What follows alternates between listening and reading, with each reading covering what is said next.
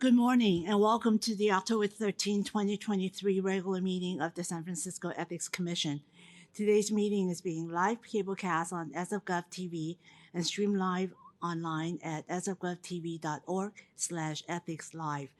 For public comment, members of the public may attend in person or may participate by phone or the WebEx platform as explained in our agenda document. Mr. Clerk, please explain how the remote public comment will be handled today. Thank you, Madam Chair.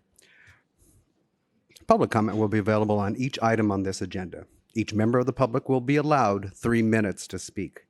For those attending in person, opportunities to speak during the public comment period will be made available here in Room 400, City Hall. For those attending remotely, public comment period can also be provided via phone call by calling 1-415-655-0001. Again, the phone number is 1-415-655-0001.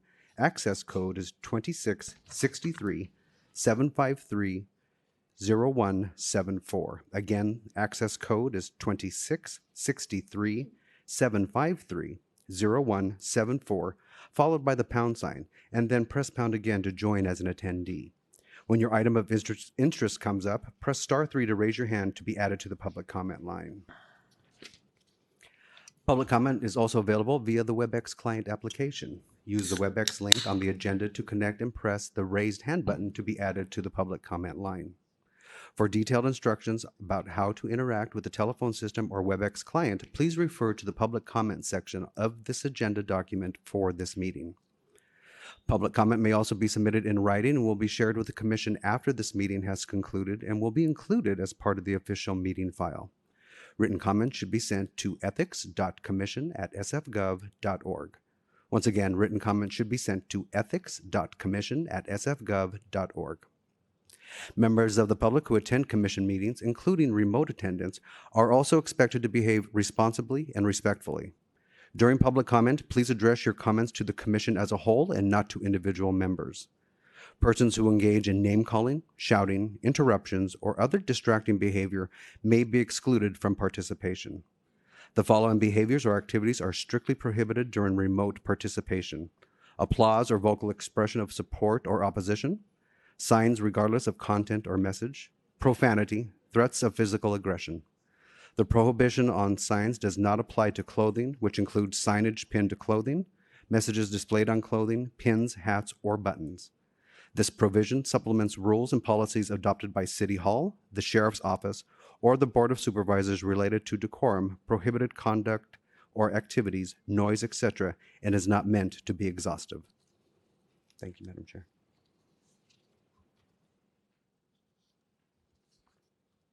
Okay. Thank you. I now call the meeting to order. Item 1, please call the roll. Commissioners, please verbally indicate your presence after your name is called. Commissioner Flores-Fang. Aye. Vice Chair Finlev. Here. Chair Lee. Present. Commissioner Salahi. Present. Chair Lee, with 4 members present and accounted for, you have a quorum. Okay, let's go to agenda item number 2, which is general public comment on items, just general public comment. And for those of you who wish to comment on agenda item number 7, please wait until that item is called. Any public comment in the room? I see none. Let's go to the queue, please. Madam Chair, we have no callers in the queue. Okay. Let's go to item number 3, 4, and 5, which is consent calendar. Colleagues, let's note that on the agenda, there will be no separate discussion on the consent calendar item unless a request is made by a commission member or a member of the public in attendance, in which event the matter shall be removed from the consent calendar and considered as a separate item. I wish to remove item number 5, the director's, number 4, the acting executive director's report, because I have an operational question. So if we can act on consent items number 3 and 5, do I see a motion? Move to adopt the consent calendar. Second. Okay, let's go for public comment, please. Okay, we will check for remote. Please stand by. Madam Chair, we have no callers in the queue. Okay. Let us go to, before I do that, I want to make an announcement that I will be moving agenda item number 7 after the consent calendar action, given the interest in this item. So for those people who are waiting in the queue, let's make sure that they will be waiting in line for the comment. I do want to take out number 5 and number 4, the acting executive director's report, specific on the question Madam regarding Chair? the budget. Should we adopt the consent calendar first? Items that you remain within it? Did we vote? We didn't vote yet, no. Oh, we did. Okay. So do I have a consent vote? Yes. Okay. Unanimous consent. Let's go to acting executive director's report. I have an operational question for our acting director. A couple of days ago, it was in the press that the mayor had ordered a year budget cut across the board. So can you explain to us what this will mean to the operation of the commission? Yes, Madam Chair, this Wednesday we received information from the mayor's office that as the economic recovery of the city is slower than expected, city departments are asked to propose target cuts amounting to 3% of their operational budget. So essentially, we're asked to look at various areas of spending to see where we can identify savings. And one of the ways that we can do that is using salary savings and vacancies. And this information is due to the mayor's office on October 26th. So we are currently looking into our budget and spend. As you know, we have several vacancies currently for this fiscal year. So that'll be one area that we'll definitely look into. So we don't have a definitive analysis or answer yet, but I will be adding this information to the next meeting's agenda for more details. Okay. Well, let's make sure that there would not be any result in staff reduction. Yes, we are certainly looking into assessing whether there will be any operational impact, and we'll keep you apprised. Great, thank you. Thank you. We have public comment on this item. We have one caller in the queue. Okay, please stand by. Welcome, caller. Your 3 minutes begins now. Thank you. I hit *3 prematurely. I'll wait till item number 7. Okay. Appreciate it. Thank you. Thank you. Okay. Madam Chair, there's no further callers in the queue.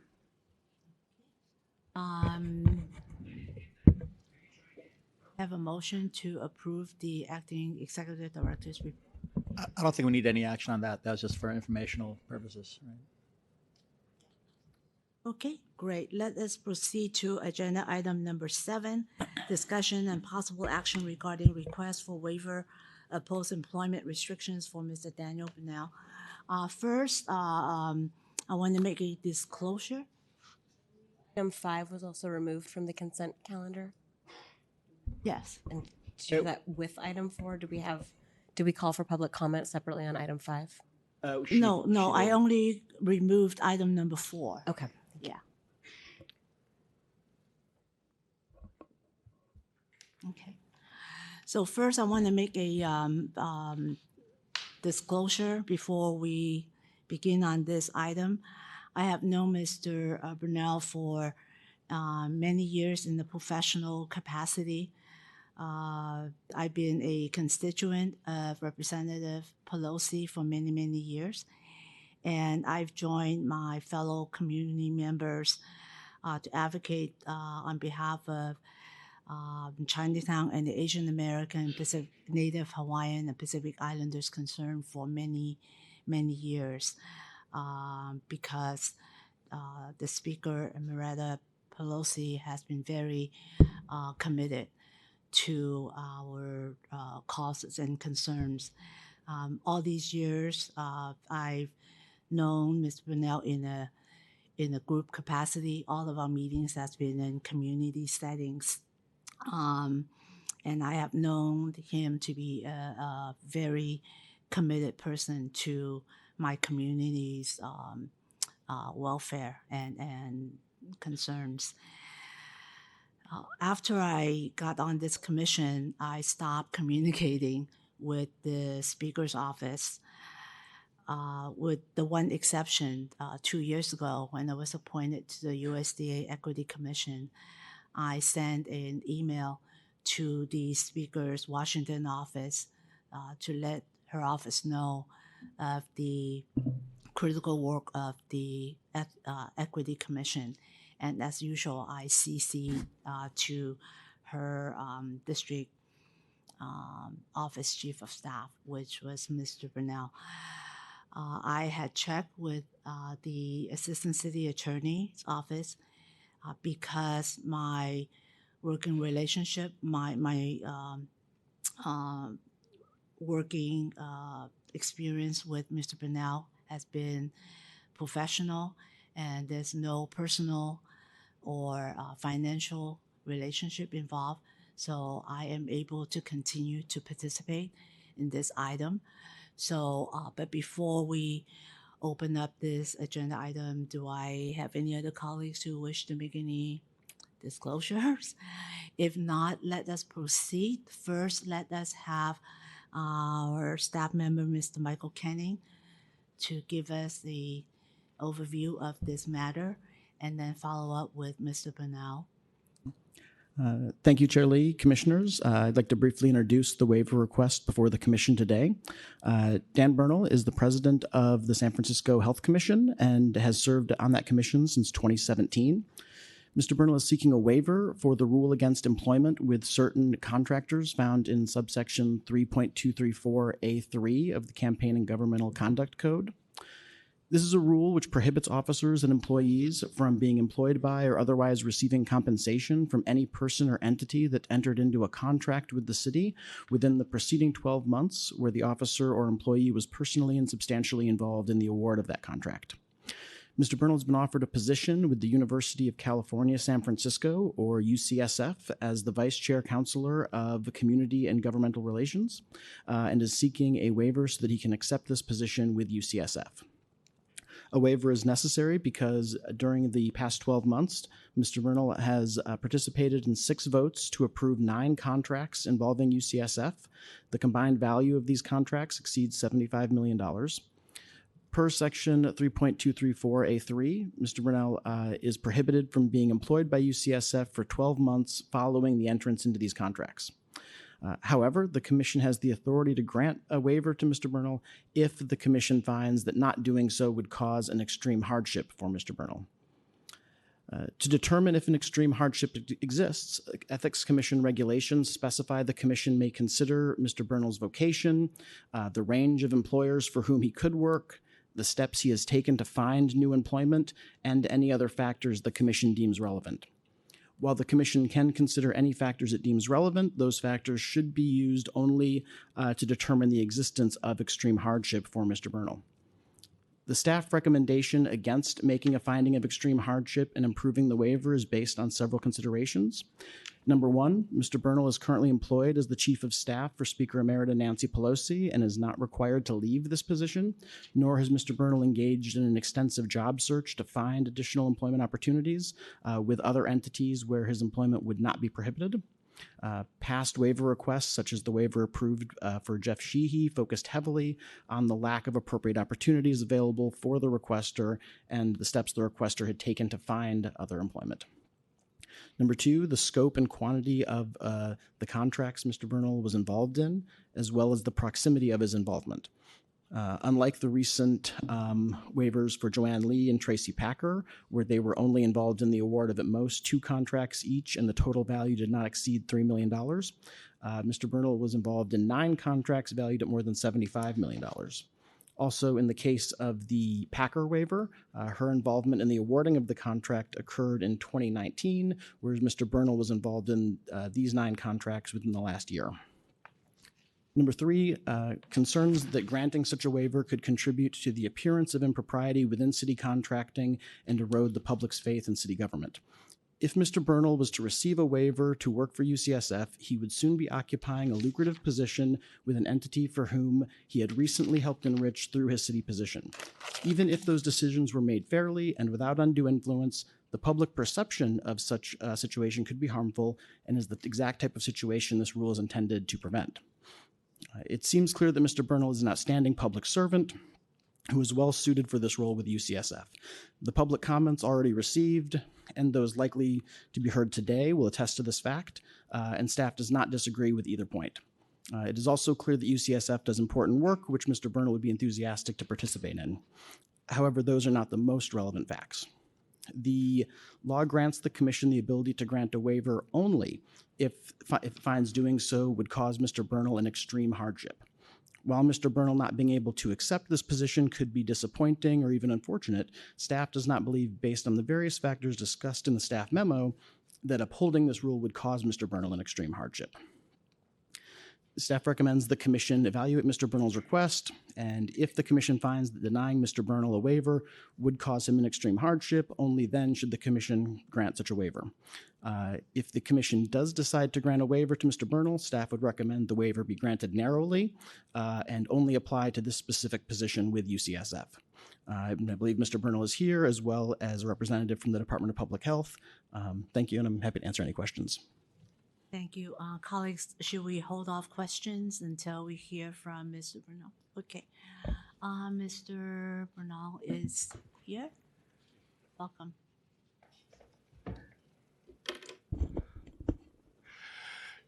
Good morning. Good morning, Director Teichendiel, Chair Lee, and Commissioners. Thank you for the opportunity to appear before you this morning to request a waiver on the prohibition on receiving compensation from city contractors so I may accept an offer of state government employment as Vice Chancellor for Community and Government Relations at the University of California in San Francisco. I understand that this prohibition was created to protect the integrity of governmental decision-making and ensure that we as government officials act in the public interest and not in our self-interest.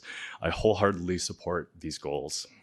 I've closely reviewed San Francisco ethics rules as well as recent waivers the Ethics Commission has granted and believe that my nominal participation in matters before the Health Commission related to UCSF and my professional and personal qualifications for this unique employment opportunity warrant the Ethics Commission to grant me a waiver and allow me to accept this position.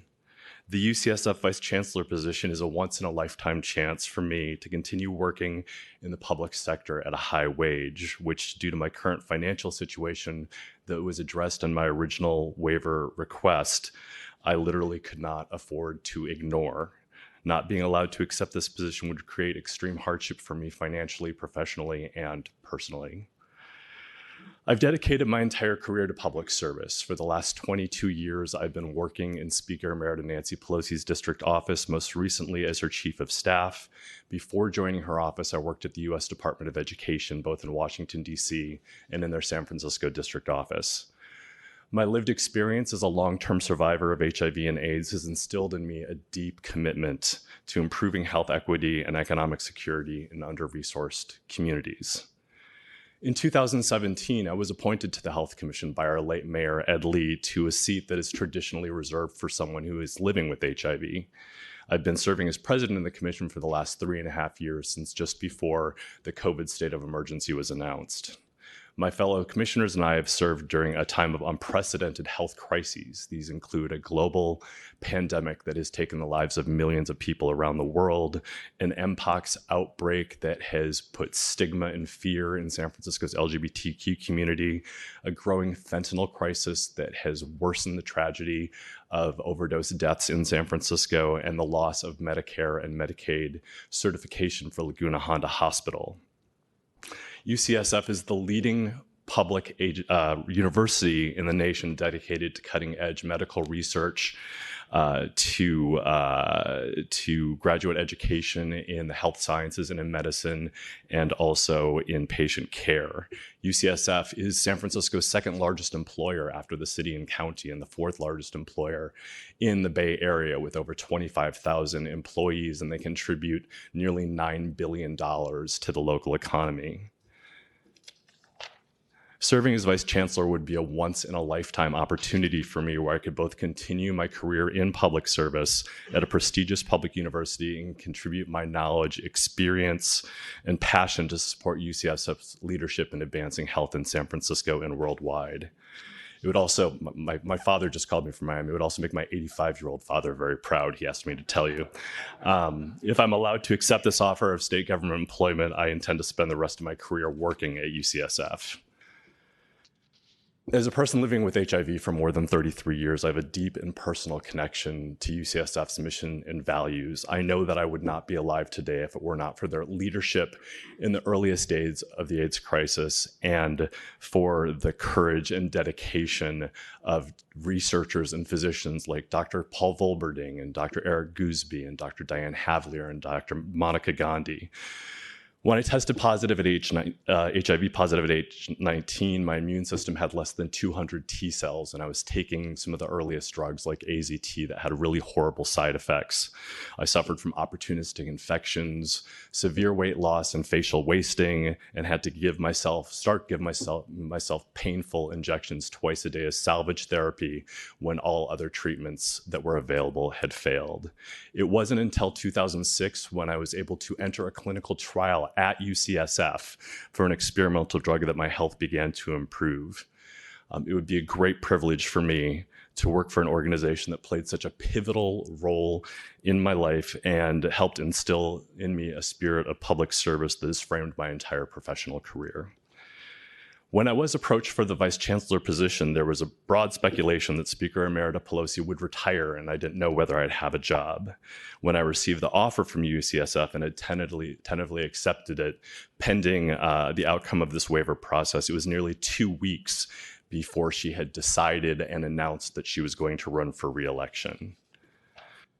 Before applying for the UCSF position, I researched available jobs in my field, met with recruiters from 2 different and separate search firms, and spoke with other prospective employers. After much reflection and speaking with colleagues and my family, I concluded that the UCSF Vice Chancellor position was the perfect fit for my experience and qualifications, my strong commitment to working in public service, and my deep and personal connection to UCSF's work in HIV/AIDS and advancing health equity. Lastly, the Vice Chancellor position is the only job I have found in government service or academia at this level of seniority or compensation that does not require an advanced degree. I didn't pursue an advanced degree because when I tested HIV positive in 1990, AIDS was considered a death sentence.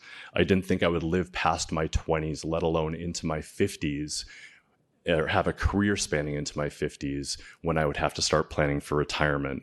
This is why I have dedicated the time I do have to working in public service, and I aspire to give back to an institution like UCSF that has played such a pivotal role in my life. I think it's important to address the staff memo's assertion that I played a key role in the Health Commission's consideration of contracts with UCSF. In reality, my participation was far less substantial than persons who were previously granted waivers under this section, who developed RFP guidelines, reviewed applications, and made awards that eventually went to their future employer. Neither I nor any of the commissioners played any role in drafting the RFPs, reviewing bids, or negotiating with awardees. Instead, we participated in unanimous voice votes on consent calendar items, which received no public comment and had no separate discussion of any individual contracts. I believe my involvement in matters before the Health Commission involving UCSF did not create a potential for or appearance of any undue influence, favoritism, or preferential treatment. None of my actions as Health Commissioner were taken in order to accrue any personal benefit, financial or otherwise, nor were they taken with the intention of benefiting a prospective future employer. Therefore, the waiver that I'm requesting, I believe, would be fully consistent with the intent of the law.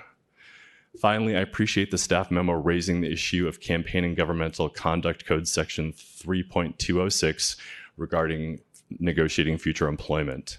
As mentioned in my waiver request, I spoke to the City Attorney's Office before participating in these commission votes related to UCSF.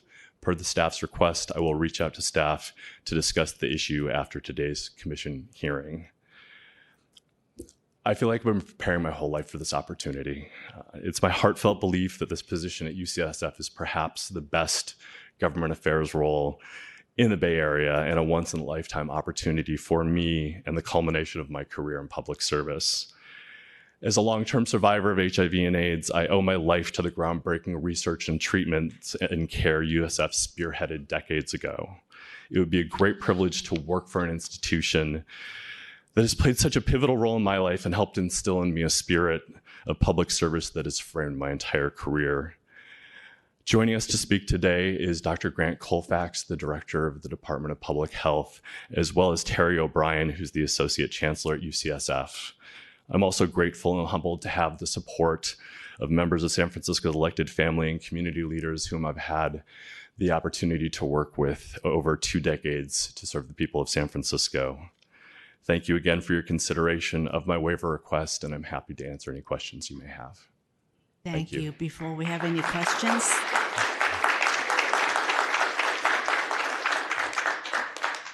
before we open up for questions among my colleagues, let's have Mr. Dr. Kovacs, who's in the room, I see.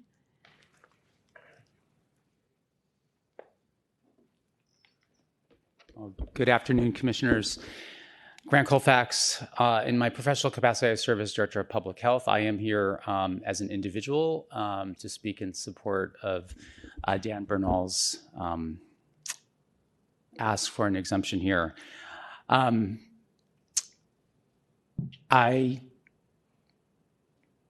am very committed to ensuring that you hear what Dan has done and what he could do in this new position. I have known and worked with Mr. Bernal for 2 decades in very different capacities, and he is a deeply dedicated public servant,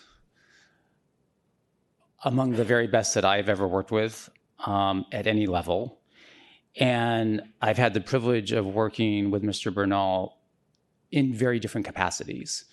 One, as somebody who previously here at the Health Department was Director of HIV Prevention and Research, and Dan was a deep champion of ensuring community support and his direct personal support for really critically important HIV research work that was done that has translated into a situation here in San Francisco where we are talking about getting to 0 new infections. He was resolute in his local engagement and involvement in that capacity, and also ensured that there was deep and sustained federal support for that work.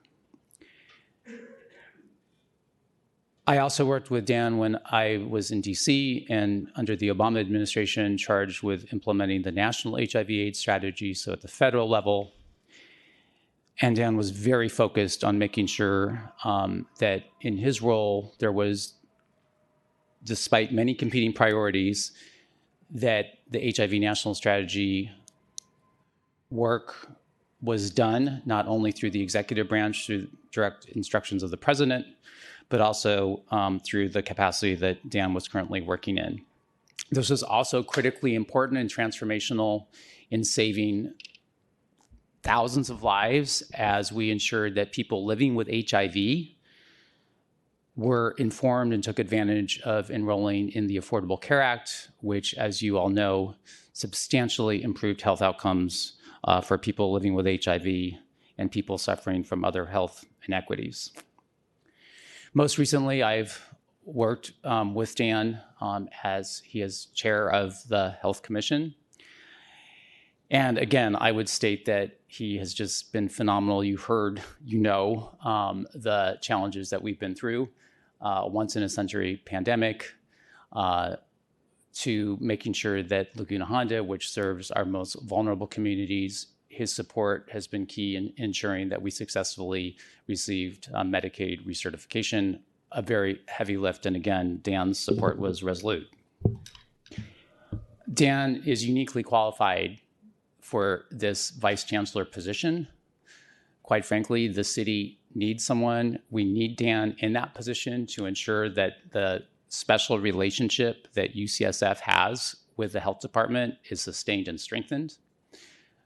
The success that we had during the COVID pandemic, the success that we've had in ensuring that Zuckerberg San Francisco General remains an outstanding level 1 trauma center, is largely due to the partnership that we have with UCSF and Dan's deep community relationships with many community leaders, many of whom are in this room today, speaks to the fact that he has the triangle and the stool of the 3 legs of the stool, ensuring that he has deep knowledge around public health policy. He will have a secure position that will be driving change at UCSF. And then that third piece, which is the deep and meaningful community engagement that is going to be so important to improve health in our community. So I would just ask, from the perspective as an individual, that you deeply consider the fact that having Dan in this position of Vice Chancellor will improve the health and wellness of our community and all San Franciscans. Thank you. Thank you. Colleagues, let's open up for questions to Mr. Kenning and Mr. Bernal. Any questions, comments? I have a couple questions. Yeah, thank you. Apologies, bear with me. I had a minor concussion earlier this week, but for the staff, thank you for the memo. On page 4, sorry, let me rephrase that. Did the staff in reviewing the application have any reason to doubt Mr. Bernal's assertion of financial burden on page 4 of his letter, or as he described today?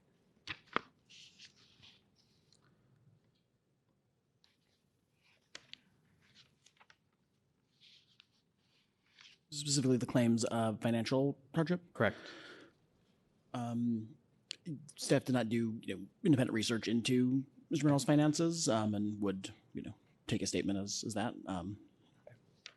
And does the staff have a view on what would be viewed as comparable roles to the one that Mr. Bernal is seeking a waiver to accept?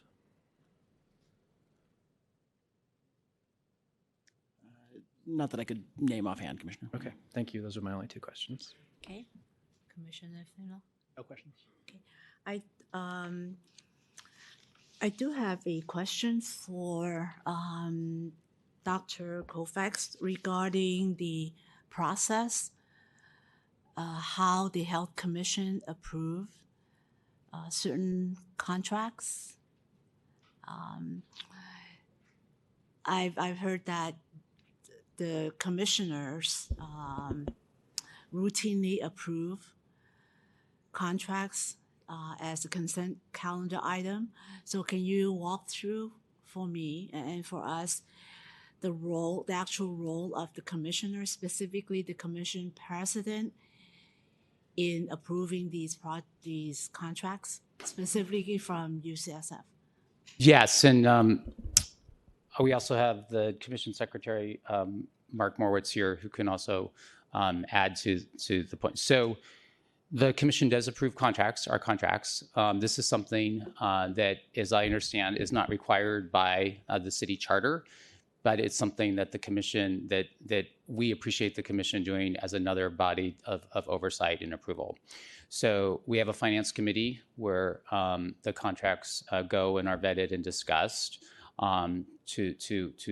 to answer any questions, and then usually, the contracts then go to the Health Commission and are approved by a voice vote. And in my my 4.5 years as health director, I don't recall that there's been any controversy over a contract. So, and again, we can have Mr. Morowitz double check those minutes, but typically these contracts are approved with a unanimous voice vote, and typically they are part of the consent calendar.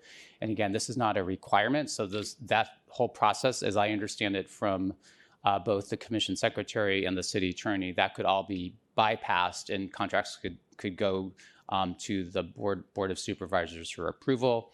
Again, I do not recall at this time any situation where that has actually happened. So for the most part, or actually the vast majority of time, the contracts are routinely approved. Does that answer your question, Commissioner? So the commissioners and the commission itself would not be actively engaged in these type of negotiations between the different parties, right? Between what? I'm sorry. Between the different parties, between UCSF and the city. So there's Oh, no you mean role- the no role for the I would commission members? So not in the process that we have. Oh no, I can't speak for each individual commissioner, but these contracts come as a package of things, and if there are any questions, they would ask the staff. As to my knowledge, and I think it would be highly inappropriate for a commissioner to call a contractor. Yeah. Good to know. Thank you. May I ask a follow-up question, Dr. Colfax? Do you know if the failure to receive approval from the Health Commission on a contract precludes it from being awarded? I'm sorry, I couldn't quite hear the question. Sorry about that. Do you know if the failure to secure approval from the Health Commission in one of those advisory votes precludes the contract from being awarded down the line? It is my understanding it would not, but I also, again, don't recall a time where that has actually happened. As you know, the history of the commission is long, so it may have happened at some point, but I do not recall at this time it ever happening during my tenure. Thank you. So basically, if I can get a clearer understanding, it's a courtesy to present the contract before the commission for them to approve. But all the activities has been done on the staff level between the UCSF in this case and the staff. So by the time it gets to the commission, it's a courtesy, what do you call it, as administrative process or courtesy or advisory action? So I'm not a lawyer. I can't. It's a part of the process that is not required. So That's good to know. yes, Okay. as I understand from the city charter, it's not a process that is required. Okay, that's good to know. Yes. Thank you. Thank you. Let's open up for public comment. Given the interest in this matter, let's do a 3 and 3. 3 minutes per person, 3 in person, and then we go to the queue, and then we go back and forth. Would that be fair? Yes. Okay. And Okay. just as a reminder to the folks making public comment, it's with the utmost respect for this agenda item. We do ask and do want to reiterate, you will have 3 minutes to speak. You will hear a bell go off 30 seconds when you have 30 seconds remaining. We ask you that you do not personally take any, getting cut off, telling your time is over with at all. That's not the intent. It's just how things are. Okay? And the 3 minutes is a cap. It's not the basement. All right. Your 3 minutes begins now. Thank you. Good morning, commissioners. My name is Terry O'Brien, and I'm the Associate Chancellor and Chief of Staff at the University of California, San Francisco. Thank you for the opportunity to talk today on behalf of UCSF in support of a request for waiver of post-employment restrictions for Dan Bernal. I'd like to make 3 points. First, as the commissioners know, UCSF is a public university focused exclusively on advancing health, and the role of the Vice Chancellor for Community and Government Relations is critical to making our public mission meaningful in San Francisco and the communities we serve. In addition to our biomedical research, graduate level education in life sciences and health professions, and high quality patient care, our public mission includes a commitment to serve as an anchor institution in the city we have called home for more than a century. Throughout our history, we are honored to have worked closely with San Francisco through every major public health crisis. including the 1906 earthquake, the HIV epidemic, and COVID-19, and in every year in between.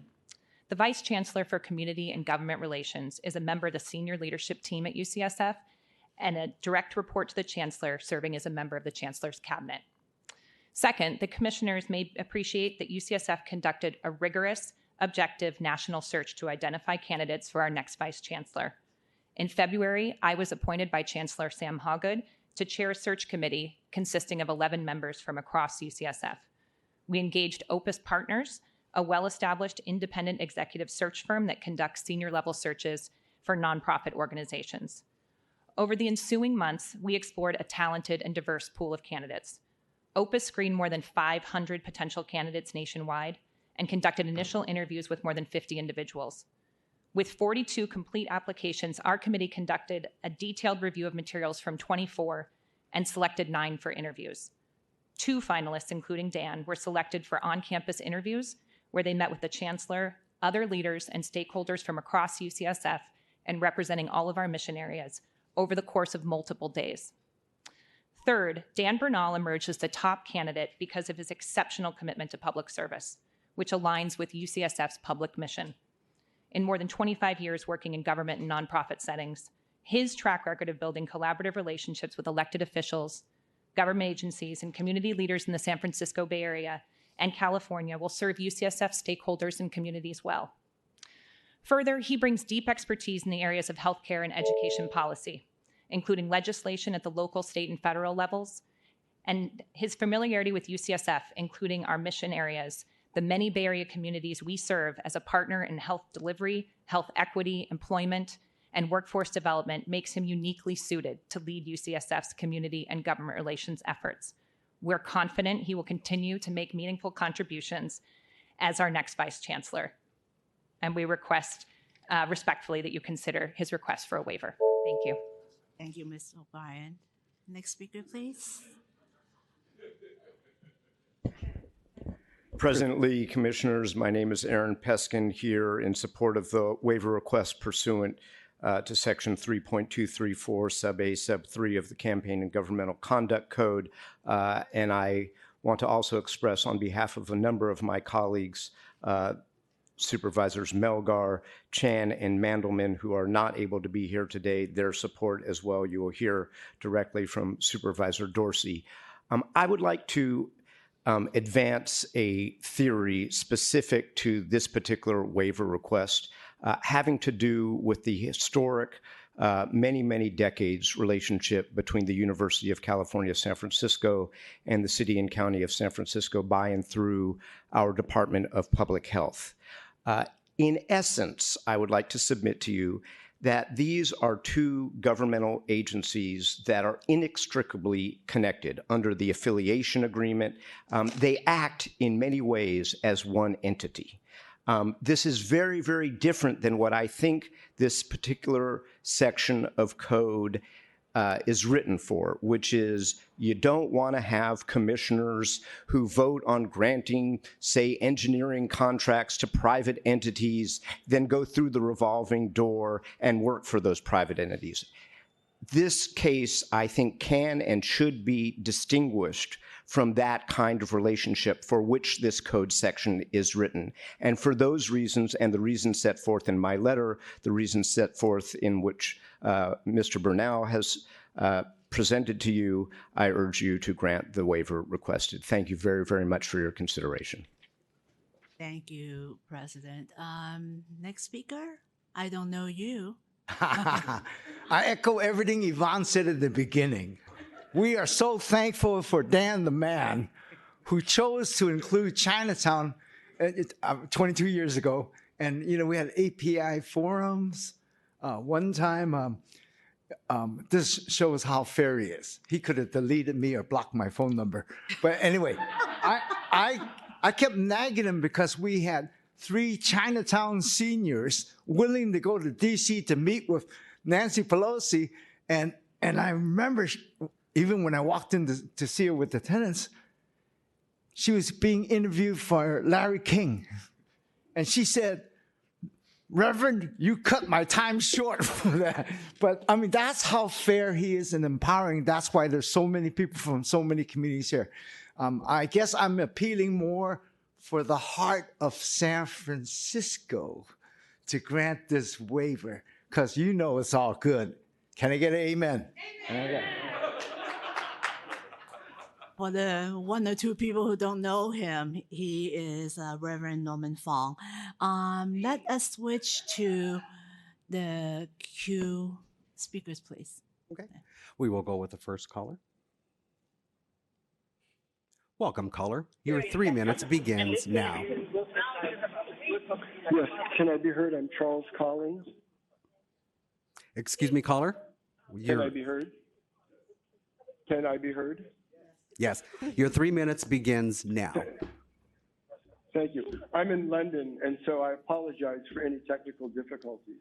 I'm Charles Collins, and I'm speaking from three perspectives.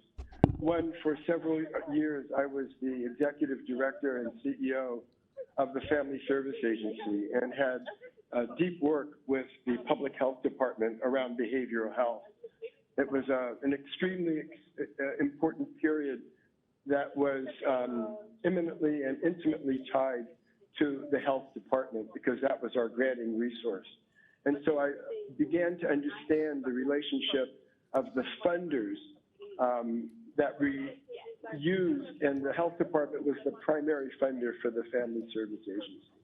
That gave me substantive knowledge about the interaction and the way that contracts move from the health department into its ecosystem. The second is for almost 2 decades, I was the president and CEO of the YMCA of San Francisco. And apart from the fact that the health department was instrumental in our ability to provide mental health services across our ecosystem, in particular in family resource centers and in schools where mental health is and continues to be a leading factor for the importance of delivering services.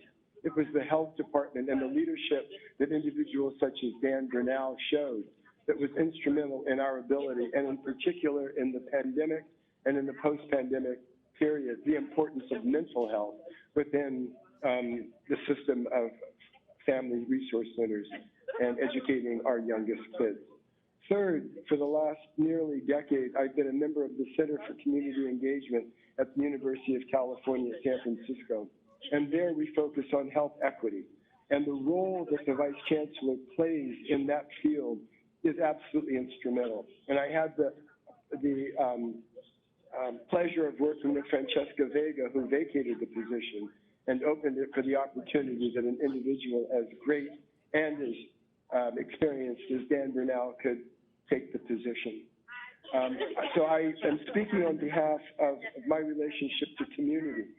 And finally, I want to end by saying that during the pandemic, the protections from the federal government to large nonprofit organizations only became possible because of the work of Dan Bernal and Nancy Pelosi. They opened up funding under the federal capacities that saved nonprofits and providing vital services to the communities during the pandemic. So I just want that to be on the record to understand that Daniel Bernal is a true public servant. Thank you very much. Thank you, Mr. Collins. Next caller. All right, we will go to caller number 2. Welcome, caller. Your 3 minutes begins now. Good morning. My name is Joanne Hayes White, and I'm calling to respectfully request that you support Dan Bernal's request for a waiver in order for him to accept the position of Vice Chancellor for Community and Government Relations at UCSF. I am a retired city employee, having worked for the San Francisco Fire Department for nearly 30 years. I served as chief of the department from 2004 until my retirement in 2019. For the past 18 months, I had the pleasure of working for Senator Dianne Feinstein as her Northern California director until her passing 2 weeks ago. Today, I'm speaking as a private, lifelong San Francisco resident. I've had the pleasure of knowing and working with Dan for the past 20 years and have the utmost respect for his dedication to public service for the residents of San Francisco and beyond. Dan has always conducted himself professionally and ethically, and is an effective, inclusive leader. Dan possesses a unique skill set that makes him an ideal fit for the position at UCSF. I believe your granting of this waiver would be a win-win-win for our city, for UCSF, and for Dan at a critical juncture in time. I very much appreciate your time, commissioners, and your consideration. Thank you. Thank you, Great. Chief White. Madam Chair, we have no more callers in the queue. Okay, the next At this caller in room, please. Hi, your 3 minutes begins when you speak. Thank you very much. My name is Malcolm Young. I'm Executive Director of the Chinatown Community Development Center. Good morning, President Lee and commissioners. I'm here to urge the commission to approve the waiver. As I was listening to Dr. Colfax's testimony, it really struck me that the reason why Dan Bernal is critical for this role is his ability to meet the requirements of that three-legged stool that makes this position work. I'm going to speak to two of them. I think certainly it's clear, and Reverend Fong testified to this, Dan Bernal's deep relationship to the Chinatown community and the role that he's played there for decades, bringing our issues to the national level. But I want to speak to a specific moment during the early period of the pandemic before we had gone into lockdown, when Chinatown was literally under attack from a president that I won't name. It was a dark time for the community. It was incredibly challenging for us to sustain the loss of business, but also the impact on our emotions as a community. And Dan played a critical role in shepherding the speaker into the community, just to visit, just to hang out, just to lift us up. And I have to say, that was a spark of hope in a very, very, very dark moment. And that goes to the second leg of the stool that I want to speak to. Public health is not just about hardcore policy. It's about hope. And Dan gets that, and he showed that by doing that. So to me, it's critical that this waiver be approved.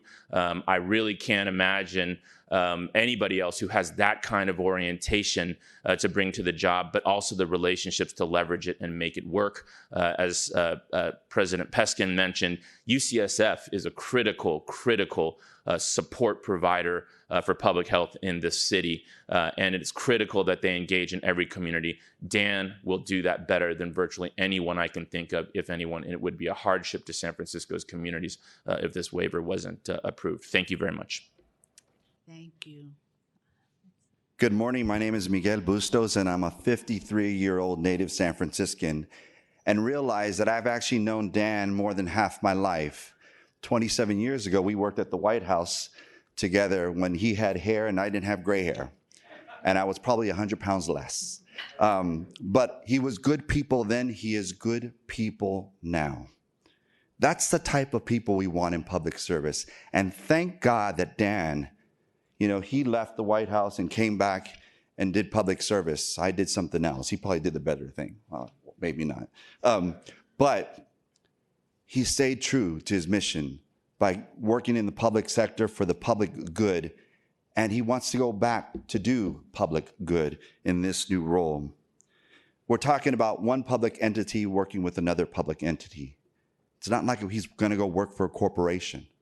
He's working for the benefit of the people of San Francisco. And when we talk about hardships, we read what the staff has said about hardship. But I truly believe that the city of San Francisco, and I being from the Mission District, where General Hospital is located, our people will have a hardship. Because we need people like Dan who get it. As a San Franciscan, I've seen too many people come into our city, not really understand us, and then leave and make decisions that end up hurting us. He gets it. This is the type of person we need. San Francisco and the people of the city would be in a hardship if we didn't have Dan Bernal in this role. So we beg and pray that you all do the right thing and provide a waiver. That's what this process is for. So we hope that you use it in the right way to help the city. Thank you. Thank you. Next speaker, please.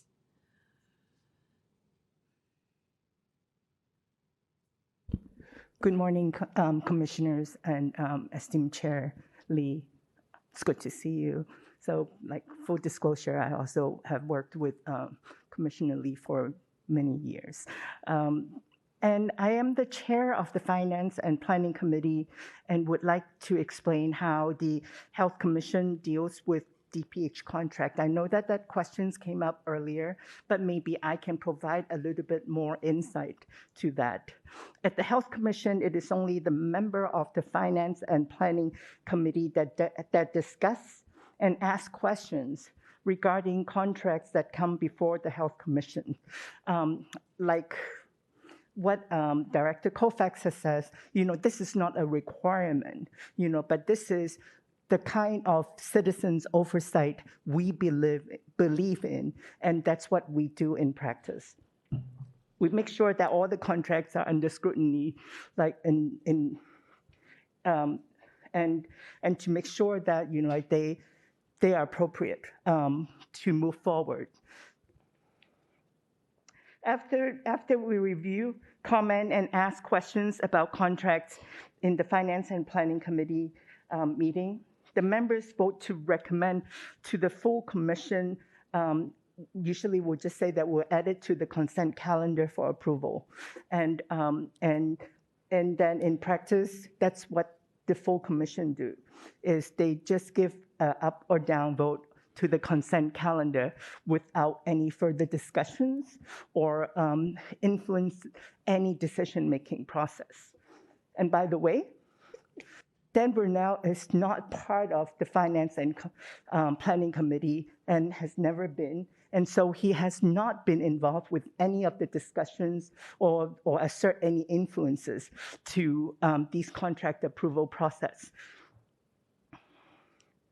I have been on the Health Commission since 2012, and I was first appointed to the Human Rights Commissions in 2004.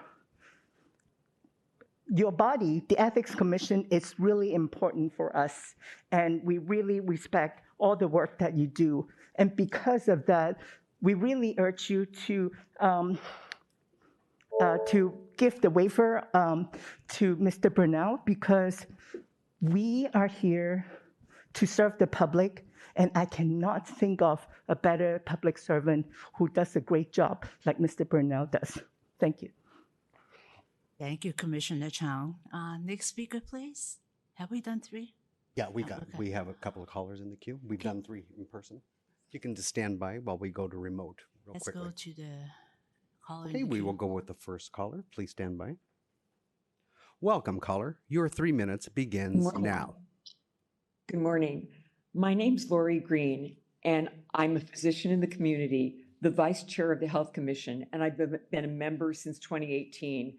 It's been a privilege to work with Dan Bernal. I can't amplify on the passionate statements others have made about his conscientiousness, his dedication, his integrity.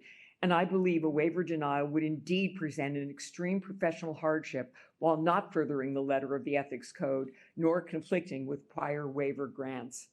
I can also confirm the testimony of Commissioner Chung and Dr. Colfax that we as commissioners basically rubber stamp contracts on the consent calendar. Neither Dan nor UCSF benefited from his service on the Health Commission, and no one would reasonably suspect that UCSF would conduct a rigorous national search for this important high-level position and then offer it to Dan out of gratitude rather than as the best candidate. And when you think about it, if well-intentioned public service leads to punishment, it would send a chilling message to anyone interested in serving the public good now or in the future. I'm not a lawyer or completely familiar with policy, but I feel that granting the waiver would not impede the purpose of the Ethics Code. The UC job doesn't pose an appearance of favoritism or misuse of a government position to gain outside employment, nor does it pose the risk of misuse of confidential government information to the new employer's advantage. But as a member of this medical community for more than 4 decades, I want to speak to the hardship not only for Dan, but all the citizens of San Francisco if you don't grant the waiver. In Dan's case, this isn't just about earning a paycheck. It's not just a job. As he has articulated, the UC position is a once-in-a-lifetime opportunity. It's the capstone of a decades-long career in public service that would enable Dan to use his formidable political skills, medical knowledge, and lived experience to advance UCSF's noble equity and research mission. And I can corroborate that as someone lacking an advanced degree, another opportunity such as this for Dan would never come along. In my view, Dan assuming the vice chancellorship is also a once-in-a-lifetime opportunity for our healthcare community. As the testimony attests, no one in this country was identified who could bring Dan's expertise and skill to the job. So please allow him this unique opportunity to advance his professional career and the health of all San Franciscans. Thank you so much for your consideration. Thank you, Dr. Green. Next All right, caller. we'll go with the second caller in the queue. Welcome, caller. Your 3 minutes begins now. Caller, are you there? Yes. Can you hear me? Yes. Your 3 minutes begins when you speak. Hello. It's a pleasure to speak with you. I'm sorry I can't be there in person. My name is Cleve Jones, and I have enormous respect for this body and for all of the commissioners, and really hope that you'll do the right thing today and grant this waiver to Mr. Bernal. I am one of the co-founders of the San Francisco AIDS Foundation. I'm also the originator of the AIDS Memorial Quilt. And you've heard so many things that I'm not going to repeat about Dan's qualifications and integrity.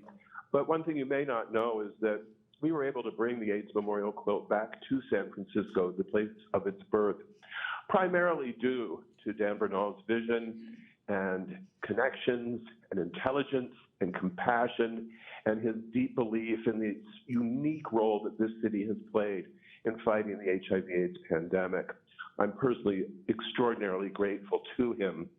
I also want to say that when Dan speaks about the consequences of his decision not to pursue a higher degree, I can very much relate to that.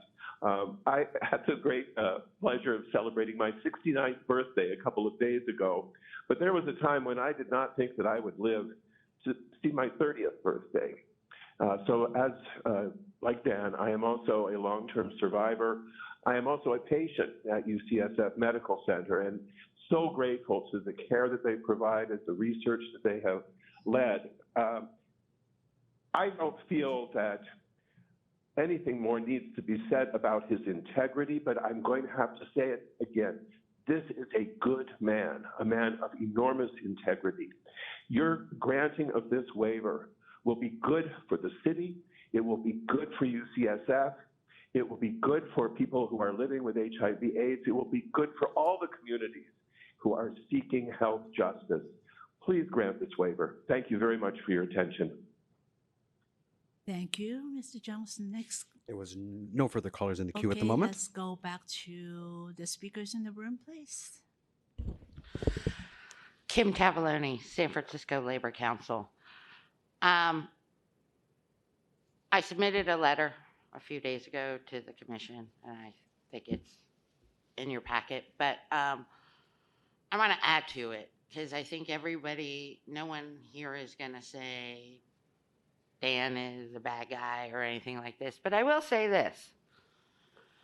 I've known Dan for probably over 20 years or so, and I got to say, initially, I didn't like him.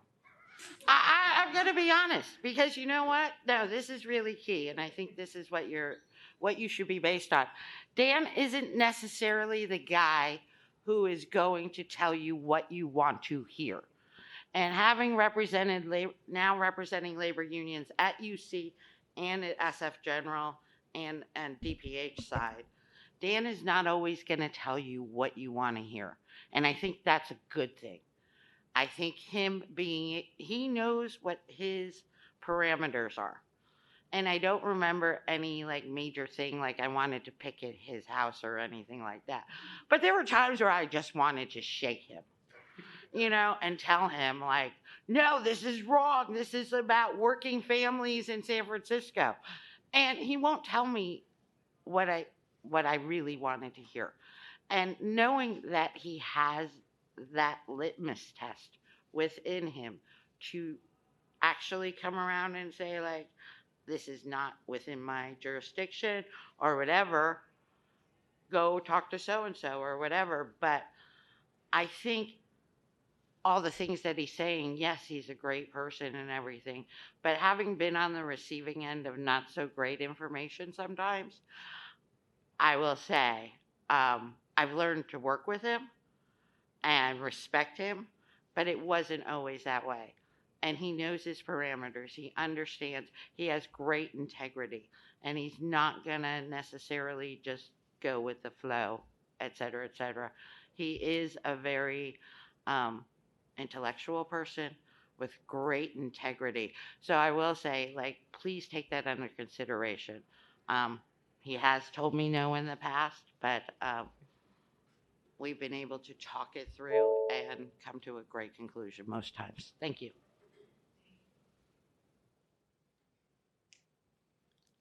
Good morning, Commissioners. Thank you for the work that you do. It's critical to the city of San Francisco and to the citizens that you do the work that you do. My name is John Cunningham, and I'm honored to serve as the Chief Executive Officer of the National AIDS Memorial here in San Francisco. I speak today in support of a waiver request made by Dan Bernal to enable him to accept the position of Vice Chancellor of Community and Government Relations for the University of California, San Francisco. Dan, thank you for your inspiring remarks, the journey that you've had to this day, and I feel that where we are as a city and the needs that are before us, Dan can continue to meet those needs. I've known and worked with Dan for well over a decade, and I know him to be an incredibly dedicated, honest, and trustworthy public servant, always acting in the highest levels of ethical standards. Dan served on the board of directors of the National AIDS Memorial, and it has been my experience over the years that Dan always places the needs of community at the forefront of his work. His commitment to improving the fabric of our city and the community rests at the core of who he is. Over his more than 2 decades of public service, there's never been a hint of impropriety leveled against Dan. The importance of this body is critical to the creation of trust among the citizenry and to ensure that there is no perceived conflict. It is clear that Dan's passion and commitment to the health of San Franciscans brings him to this opportunity, and this work should not inhibit his ability to serve the University of San Francisco and the broader community. As an out gay man and a long-term survivor of HIV/AIDS, Dan brings a lived experience which cannot be overstated. As a long-term survivor myself and leading an organization tasked with ensuring the story of this public health crisis will inform future generations, having an individual of Dan's intellect, integrity, and lived experience is critical to the integrity of the university. The present moment for UCSF demands an individual to lead this area who is trusted, skilled, and has a proven track record of building strong constituencies and connections with both the public and institutions that they serve. Dan is such a person, and the university, and most importantly, the citizens of San Francisco would be well served for him to be in this role.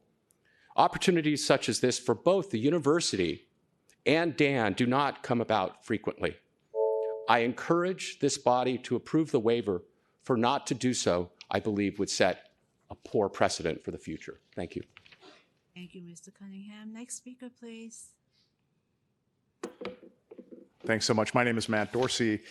I'm a member of the Board of Supervisors representing District 6, but I'm not really here as much in a supervisorial capacity as I am as a friend and colleague of Dan Bernal's. I have known Dan for more than 30 years and have witnessed firsthand his deep and long-lasting commitment to public service and to the people of the city and county of San Francisco. In fact, I think I might beat everybody because we had parallel tracks in our home state of Massachusetts working for then Governor Michael Dukakis. Granting Dan Bernal the waiver he seeks to work at UCSF would enable our city to benefit from the next chapter of what has been a remarkable public service career for Dan Bernal, and to further a relationship between UCSF and San Francisco that has existed for 159 years. As many people have spoken about, UCSF is no garden variety city contractor. In many ways, it is the most important public health partnership in our city. Our two government entities share important missions, which have been vital in the past, going back to the 1906 earthquake, Spanish influenza, COVID, the AIDS crisis, and now a fentanyl crisis that is in many ways is the second only to the AIDS crisis in the loss of life that we're seeing. Dan's advocacy for the LGBTQ plus and HIV/AIDS communities sets him apart from so many other city and public health leaders I'm aware of, and I would be remiss as an HIV positive elected leader myself, not to mention the importance to our community, to have someone of Dan's caliber who is an HIV positive leader and a long-term survivor that in a position that will well serve our city. As a long-term HIV survivor, Dan's personal connection to UCSF's work in HIV/AIDS and advancing healthcare for all people makes this job a once-in-a-lifetime opportunity for San Francisco as we grapple with continuing public health challenges. I urge you to approve this waiver to allow Dan to accept this position at UCSF, which would well serve the public interest. It would also help to encourage more people to engage in government. And here I would just mention that I am chair of the Rules Committee, and we are tasked with trying to make sure that we have qualified applicants to serve in the boards, task forces, and commissions that serve our city. And I would invite you to consider the chilling effect it might have if somebody has to make, not have the ability to move forward in their careers because of their service to our city. So I urge you to grant this waiver. Thank you, Supervisor Dorsey. Let's go back to our queue. Madam Chair, we have no callers in the queue at the moment. Okay, let's continue with our speakers in the room. Madam Chair and honorable members of the Ethics Commission, my name is Rudy Gonzalez, and I am the Secretary-Treasurer of the San Francisco Building and Construction Trades Council, another anchor institution. I'll remind my friends at UCSF, we're in our 127th year of helping people out of jail, out of foster youth, out of all aspects of life, get their first, second, third, fifth chance at times at life and a good career. I myself do not have an advanced degree, and I'll spare you my life story for another time, but it's important because I represent people like Mark Gleason from the International Brotherhood of Teamsters who's here, and RJ Ferrari and John Corso from the United Association of Journeymen and Apprentices of the Plumbers, Pipe Fitters, and HVAC, our technicians, and Greg Hardiman from the elevator constructors, and so many more in organized labor who commit our lives to helping people who do not have advanced degrees. I love and adore Dan, and he's fit as a fiddle these days, but at his age and in his condition, he won't survive on our construction sites. He will face an undue hardship that many of us are privileged to not experience. He didn't talk to you about his divorce. He didn't talk to you about what it's like to be a sole source of income in his home. And he didn't talk to you about the shame and stigma that comes when you don't have an advanced degree and you are surrounded by giants in the community and giants in your public life. I can't tell you how hard it is to get native San Franciscans, even like me, to go out and put yourself out there and be part of the public service.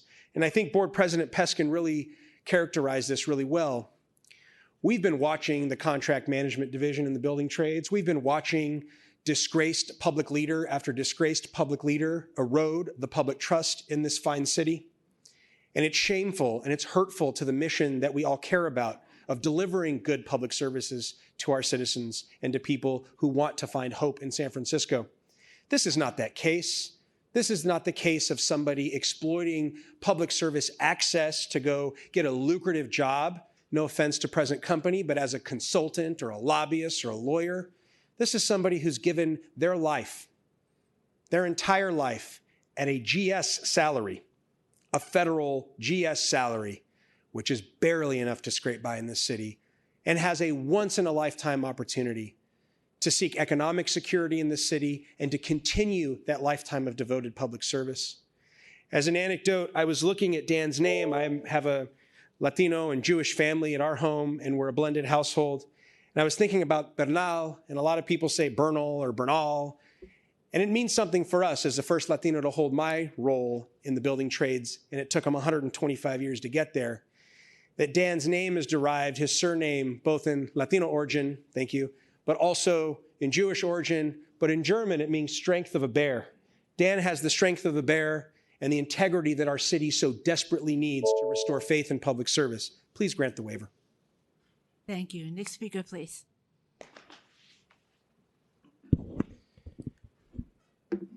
Good morning, President Lee, Commissioners. Obviously, I chose the wrong speaker and Brother Rudy Gonzalez to come after, but I have prepared a statement in support of this waiver. My name is Sean Buford, a native San Franciscan, current resident, and 34-year employee. I've had the pleasure of serving our city in numerous capacities such as educator, first responder, labor leader, and now racial equity leader. It is important enough for me that I took today off so I can respectfully request that you grant Dan Bernal a waiver so he can accept this position. Dan has dedicated his life to public service and to the people of San Francisco. Granting Dan a waiver so he can work at UCSF would be the culmination of a career work and dedication to service. I had the pleasure to work with Dan in various different capacities, both professionally and personally, and I found him to be a man that is highly ethical, and he also serves the community well by communicating to us, answering our questions, not always telling us what we wanted to hear, but guiding us in the right direction so that we could do our job well. I met Dan in 2005 as an elected board member of Local 798. I've known that Dan is the perfect person for this position because he has always worked to help underrepresented communities.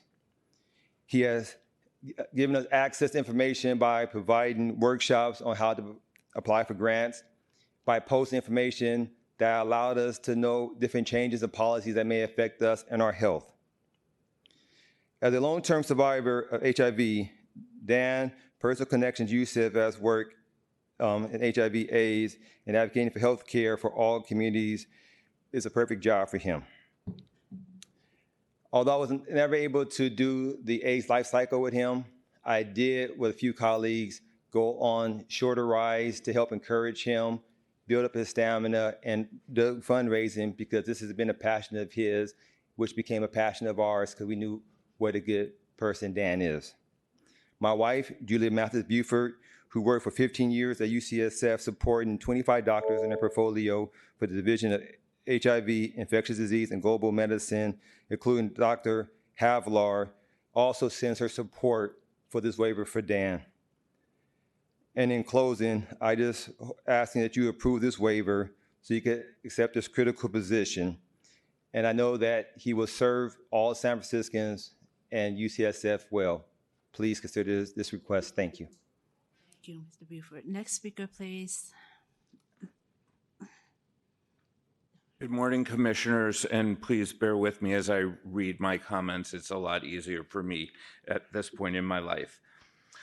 As the executive director of the AIDS Legal Referral Panel for 24 years and the co-chair of the HIV/AIDS Provider Network, I am pleased to be here this morning to speak in favor of this commission using its discretion, which the rules permit you to do. Rules are great. Exceptions are often necessary, and you folks have that discretion. In my many years of service to the San Francisco community, this is only the second time I have been called upon to provide support for a waiver request for an esteemed colleague who has led a life of public service. I recognize that the staff recommendation was not in support of the waiver request, and I completely disagree with that position. The rules were made to allow for discretion, and in granting of a waiver in this instance, circumstances warrant it. It would be an unfortunate result to keep a public servant like Dan Bernal from stepping into this critical role of serving the community. You have the discretion to find that there would be an undue hardship for the person requesting the waiver, and you have the discretion to view that hardship broadly. I've had the opportunity to work with Dan in his capacity of Chief of Staff of House Speaker Emerita Pelosi. First, there is no elected leader who has done more to fight for the HIV/AIDS community. House Speaker Emerita Pelosi made that clear from the first day of her service in Congress. It speaks volumes that in her work at the national level, she brought on a person living with HIV to lead her team. This was at a time when people living with HIV faced much greater threats to their health than they do with current treatment regimens. Yet Dan took on an incredibly stressful and necessary position because he cared deeply about his community. No one goes into public service to get wealthy. And certainly Dan could have made much more in the private sector, but instead he devoted a significant amount of his personal and professional life to fighting one of the defining epidemics in San Francisco's history. It may not seem like a terrible hardship for someone to make a decent living as a public servant, but it is very important to look at context here and use your discretion when you know it is the right thing to do. Dan is facing some level of financial challenge. Most people recognize that it is more expensive to Your support. 3 minutes has expired. Thank you. Yes. Thank you. Close by saying that there was never an hint of any conflict of interest in service on the Health Commission, and there will be no hint of Thank any you. impropriety. Thank you. And you can give us your written submission. And can you please indicate for the record your name, please? Oh, I'm so sorry, I did not do that. Bill Hirsch with the AIDS Legal Referral Panel. Thank you. Next speaker, please.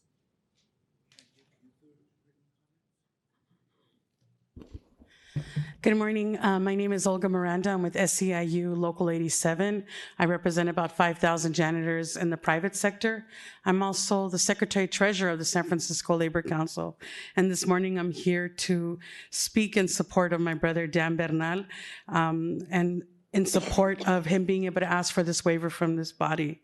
I want to be able to tell you how hard it is, and you as commissioners have seen this every time that you guys have been in this setting, how hard it is to get San Francisco to come out, show up, and speak on just one person in the city. He's not even an elected. However, he should have been, because do you know how hard it is to get labor, Aaron Peskin, and all community, including clergy, to come out and say an amen for Dan Bernal. So this is an incredible culmination of tell me who you surround yourself with and I'll tell you who you are. This is San Francisco. And they're telling this commission, this body, that I'm speaking in support of this waiver for you. And I want to be able to share an anecdote. In 2010, 2011, our local faced some of the biggest raids. Our janitors lost their jobs overnight after working for 18, 22 years as janitors because of the desktop raids. One of the people that came out in the front lines with us to tell our members it wasn't over yet, that their families would not be separated, was the man sitting right behind me, Dan Bernal. I have to tell you that besides being able to reflect what San Francisco looks like and how it stands, is a great measure of people willing to show up for you the same way you showed up for them. And no matter what nationality, what community we belong to, that is instilled in us as children. And this position that he is looking to go into should not be punishment to not give him the waiver. In fact, every one of us has been in a position where that person deserved this position, but if it's gonna, the bracket of poverty is a very thin line in San Francisco. And I say that representing janitors. So for somebody who has done and served his entire career as a public servant should not be punished and not be granted this waiver. I appreciate your time, and on behalf of the members that I represent and all of the incredible speakers before us, thank you, and we hope that you consider granting this waiver. Thank you. Next speaker, please.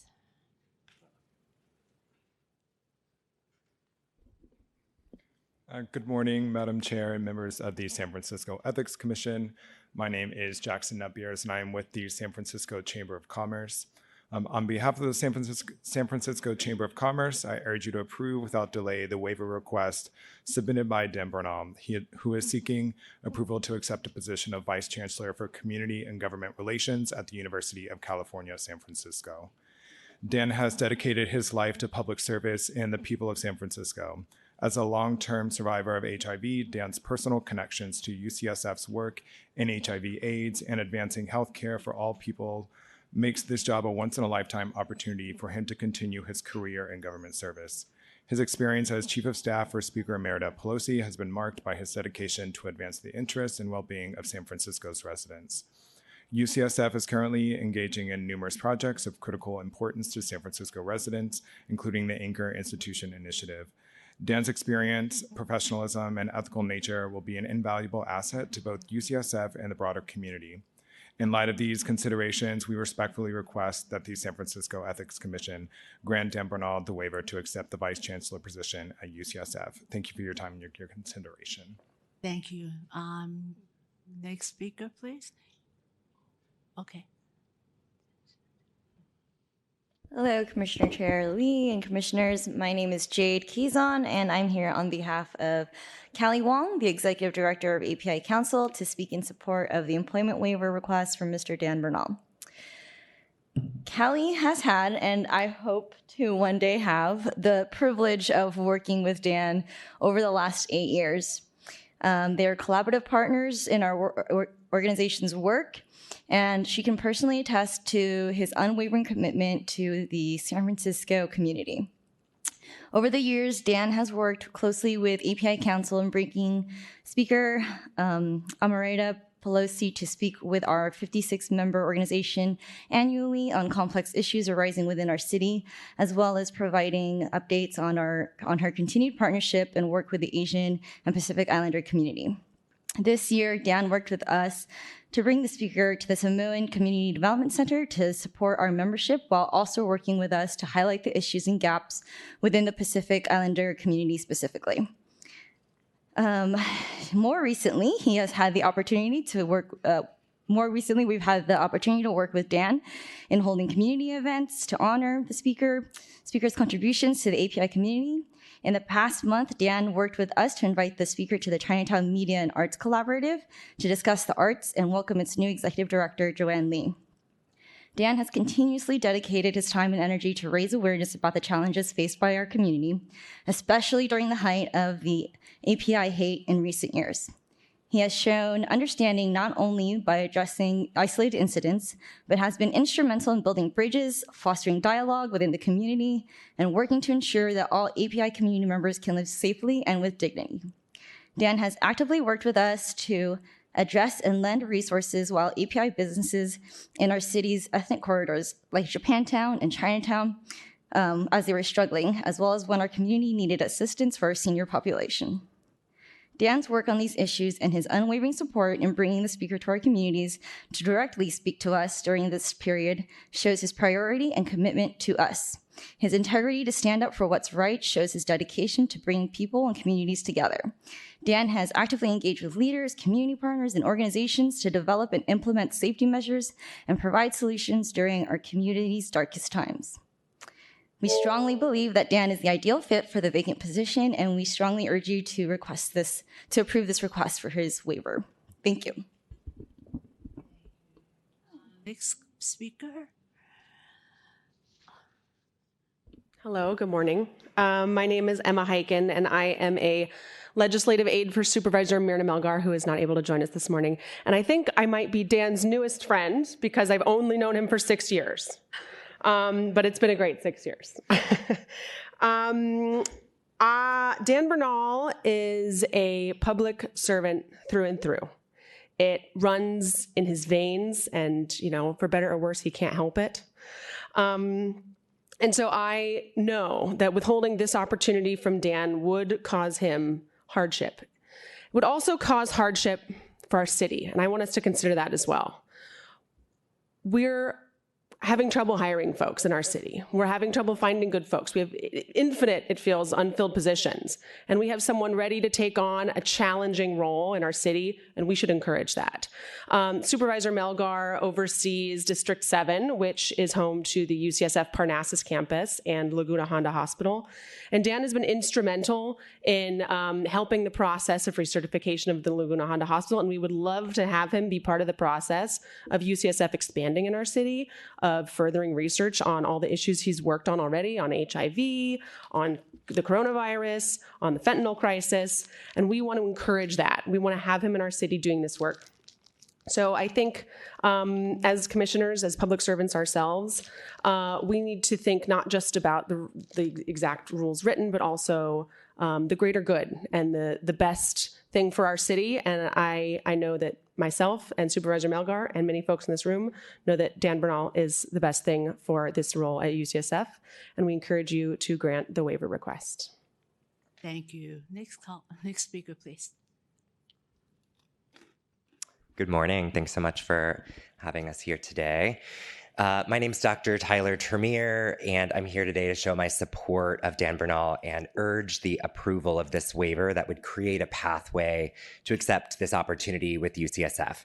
I'm here today in my professional capacity as the CEO of San Francisco AIDS Foundation, the first person of color to hold this role in the organization's 40-year history, but also as a queer person, as a person who's been living with HIV for the last 20 years of my own life, as a community leader, and as you may remember from the last few ethics hearings, a storyteller.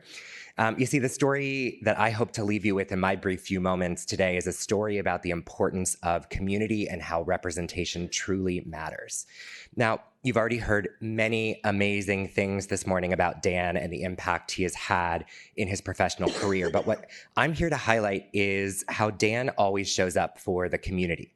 Whether it's through his example as a person living openly with HIV for decades, supporting San Francisco's Getting to Zero initiative to reduce HIV deaths, infections, and stigma, or waiting in line in the cold, early morning hours with hundreds of people anxiously waiting to receive Mpox vaccines. Allowing Dan to accept the UCSF Vice Chancellor position would greatly increase the representation and visibility of Latinx and queer people, really of both queer and people of color, and in particular people living with HIV in senior leadership roles in state government. It would be a shame if Dan's volunteer service and hard work on the Health Commission when San Francisco faced unprecedented health crises would prevent him from fulfilling his lifelong commitment to public service and his aspiration to give back to UCSF and community. As you've heard countless times this morning, granting Dan a waiver so he can work with UCSF would be the culmination of a career dedicated to service and would continue to add critical visibility of queer and HIV-positive representation in government. I would hope that the technical guidelines that make this waiver request necessary would not supersede the reality that denying Dan this once-in-a-lifetime opportunity would not only create a personal hardship, as he has eloquently made the case for today, but would create community hardship. And an echo of my colleagues in saying that would send a chilling message to those who in the future might want to serve their community. You see, as a young queer boy growing up in today's world, I needed to see representation in positions of leadership, and they were few and far between. That reality remains true today, and it would be such a meaningful impact for those lives if you grant this waiver today. I'm standing here and speaking proudly from each of my identities and urging you to approve the request for this waiver. Thank you so much. Thank you. Next speaker, please.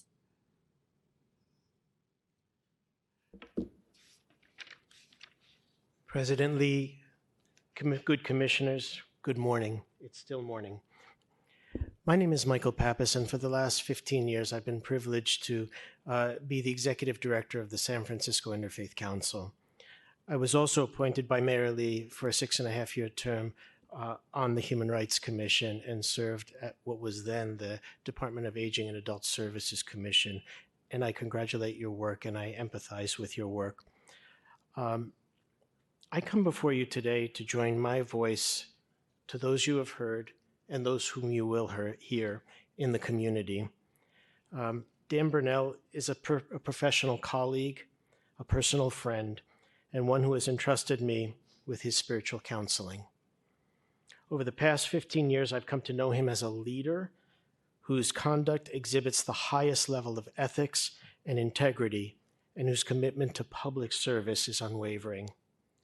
In our work together, he has effectively and unassumingly assisted in numerous efforts to advance social justice and interfaith harmony in our city on issues near and dear to his heart: HIV prevention, immigration, Islamophobia, anti-Semitism, vandalism in houses of worship, LGBTQ plus rights, just to name a few, he has quietly and unassumedly and with humility guided, collaborated, and leveraged trusted relationships in order to move the needle to make our city a better and more just place.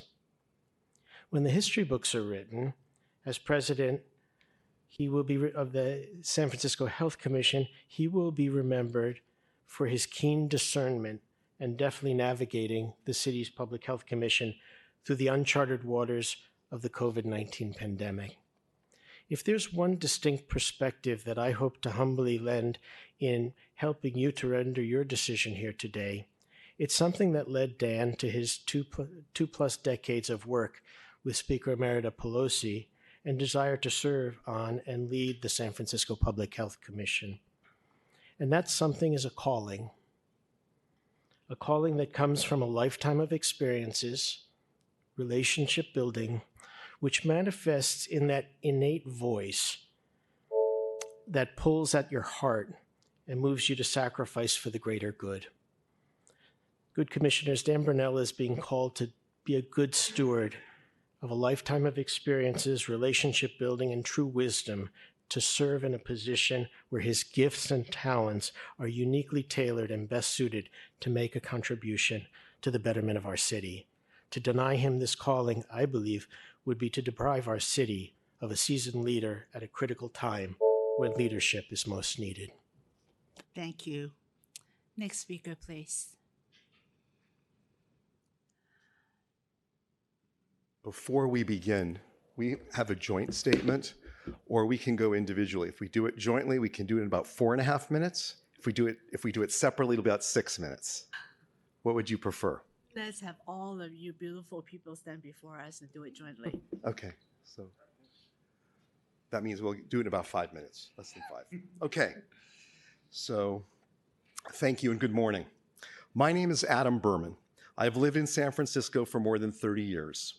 I've spent my entire career in the education field, initially as the founder of Education Partners, which brought reading and math programs for the most disadvantaged students across the United States, and more recently as a senior assistant dean at UC Berkeley. My name is Alejandro Scota, and this is not a story about community and what Dan does for the community, but it's a very personal story. I am from Argentina. I spent 22 years as an undocumented immigrant. We came to know Dan about 10 years ago when our child, Emilio, was born in India and ran into incredible legal challenges. We contacted Leader Pelosi's office and were put in touch with Dan. Dan showed us tremendous empathy, tremendous care, incredible persistence to get to the end result. So our child was born in India.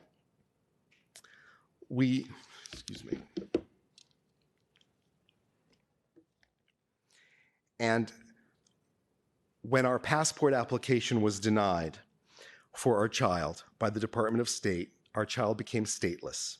While in India, we had to go into hiding to make sure that our child did not end up in an orphanage and that I did not end up in jail because I was gay.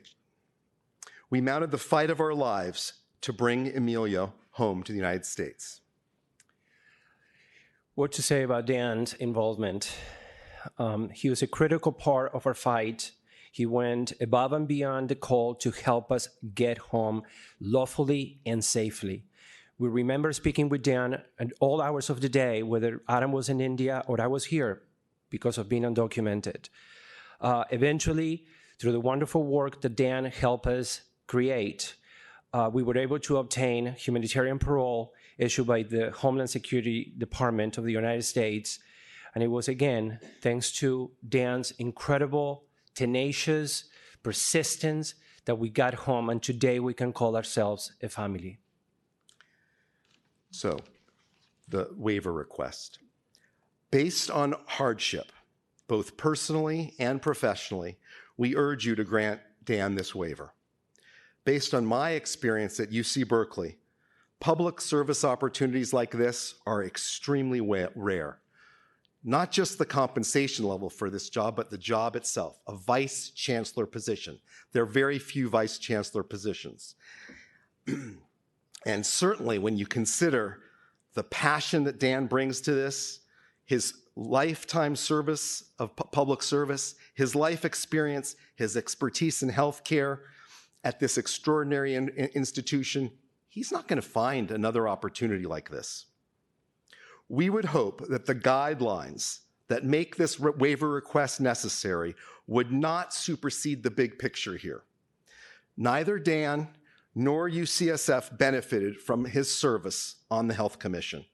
And actually, in the majority of the contracts at issue, UCSF was the only vendor that could have actually delivered the services. They were the sole source provider. And then in some of the remaining contracts, they were amendments to existing contracts where UCSF was also the only option. It would be extremely sad and unfair if good intentions in the furtherance of public service were punished. And it would send a devastating message to those in our future who might want to serve their community. Granting the waiver would not compromise your responsibilities on the commission. In fact, it would do just the opposite, we think, by promoting fair, transparent, accountable governmental decision-making for the benefit of all San Franciscans. Dan should not be deprived of this professional and financial opportunity, nor should UCSF be deprived of the opportunity to hire such a world-class professional to advance UCSF's mission, reputation locally, nationally, and globally. Thank you for your time and consideration on this matter. Thank you very much. Next speaker, please. Please stand by. Good morning. I'm Bevan Dufty, and I just want to reflect for a moment on the fact that I've had a 47-year public service career, both working on Capitol Hill and working many years in City Hall. I've never seen a turnout like this. I've never seen such a diverse group of people be so passionate and committed. Dan's testimony, his remarks were very emotional for me, and I've always viewed that I've known Dan for 25 plus years, that we were just a generation apart, me on the older side of it. What I drew comfort from was thinking that what would it have been like if 19-year-old Dan could have heard what we've heard this morning? Would he have believed that his life would have gone in the direction that it did and enable him to touch so many people? I just want to say that the notion of someone in public service having a lucrative career, even working for Congress, is just not true. Members of Congress make $174,000 a year. Some of them are quite overpaid, but that trickles down, and the reality is working for a member of Congress is not what you might think it would be.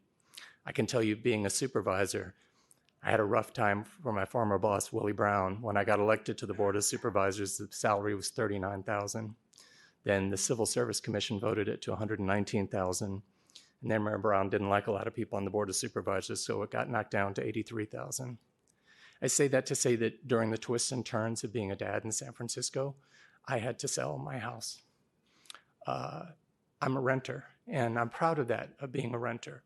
But I just say to you that, again, what Dan is expressing about the hardship and why this job that Dan is perfect for and UCSF is perfect for Dan is something that is meaningful. It is no question to me that had I had the opportunity to take a job like this years ago, not only would I have done it, but would have cemented my ability to stay here and be in this very, very expensive city.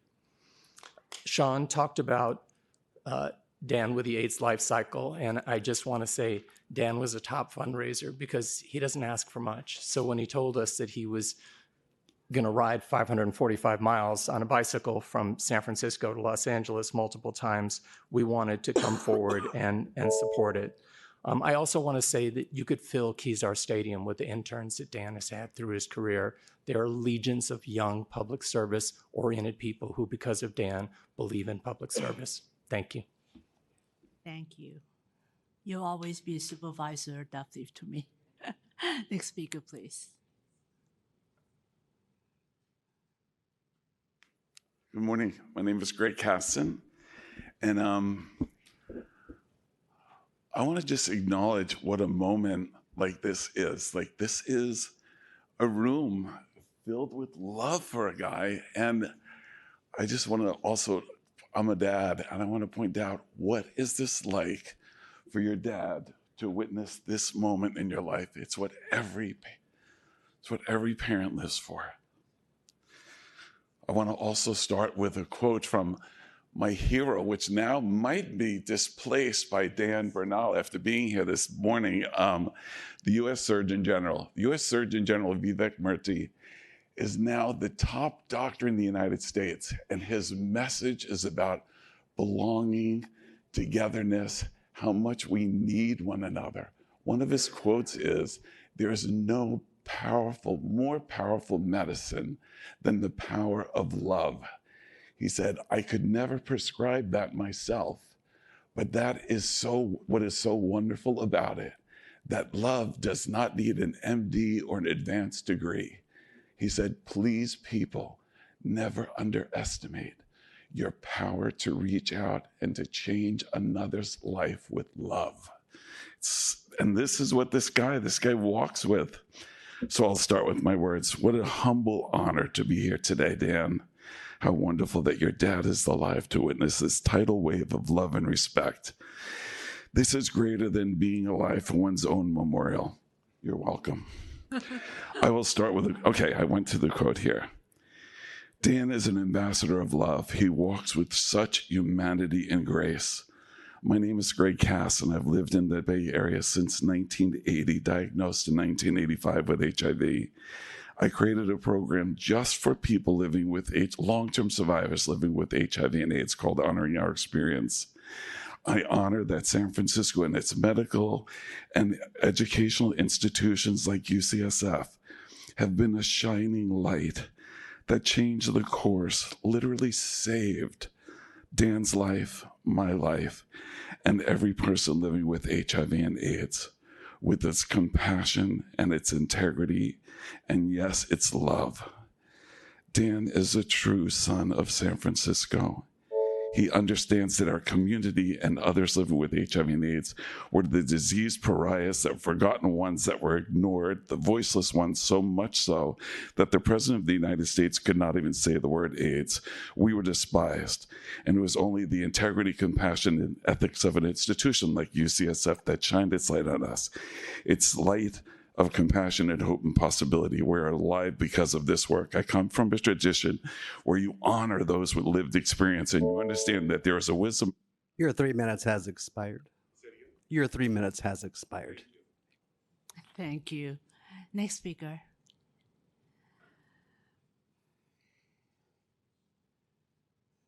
Good morning, commissioners. My name is Richard Ibarra. I'm the CEO of MNC Inspiring Success here in the Mission. I'm honored to be here today to ask for this waiver. And I know that your work is very important. Somebody mentioned him a little while ago. I studied under Michael Dukakis at the JFK School of Government, and I've taught public service ethics. So I take it very seriously, as your decisions are all serious and important, just like this one, and the outcomes of your decision-making. Dan is a unique individual. As you've been told by everyone who's spoken, he's got a lot of qualities, including that he's accessible to people. And because of his Latino heritage, he's very accessible to us as well. He's been a godsend in a lot of issues we've had over the years. So we're happy to have that. I know that when he served on the Health Commission, he didn't go there as a career move. That was a community service move. He has worked with the greatest speaker our country will ever know, the greatest congressional representative the city will ever have. He learned a lot there, and we need to continue that value being put forward at UCSF, which is a great organization that needs him to become even greater. And with him, they will continue to be greater. I just want to say that Dan is somebody who has all the qualities, has all the characters, and he has the courage of his conviction in so many aspects of his life. So with that, I thank you. Thank you. Next speaker, please. Good morning, Madam Chair, Commissioners, staff. My name is Sam Ruiz. I am a retired former CEO of a mission community-based multi-service nonprofit organization. And I'm proud to be here in front of you this morning to respectfully request that you honor the request on behalf of Dan Bernal to issue the waiver that he seeks from your commission. I have had the pleasure and honor of knowing Dan Bernal for close to 20 years. And in a couple of capacities, but all as a public servant, both he and I.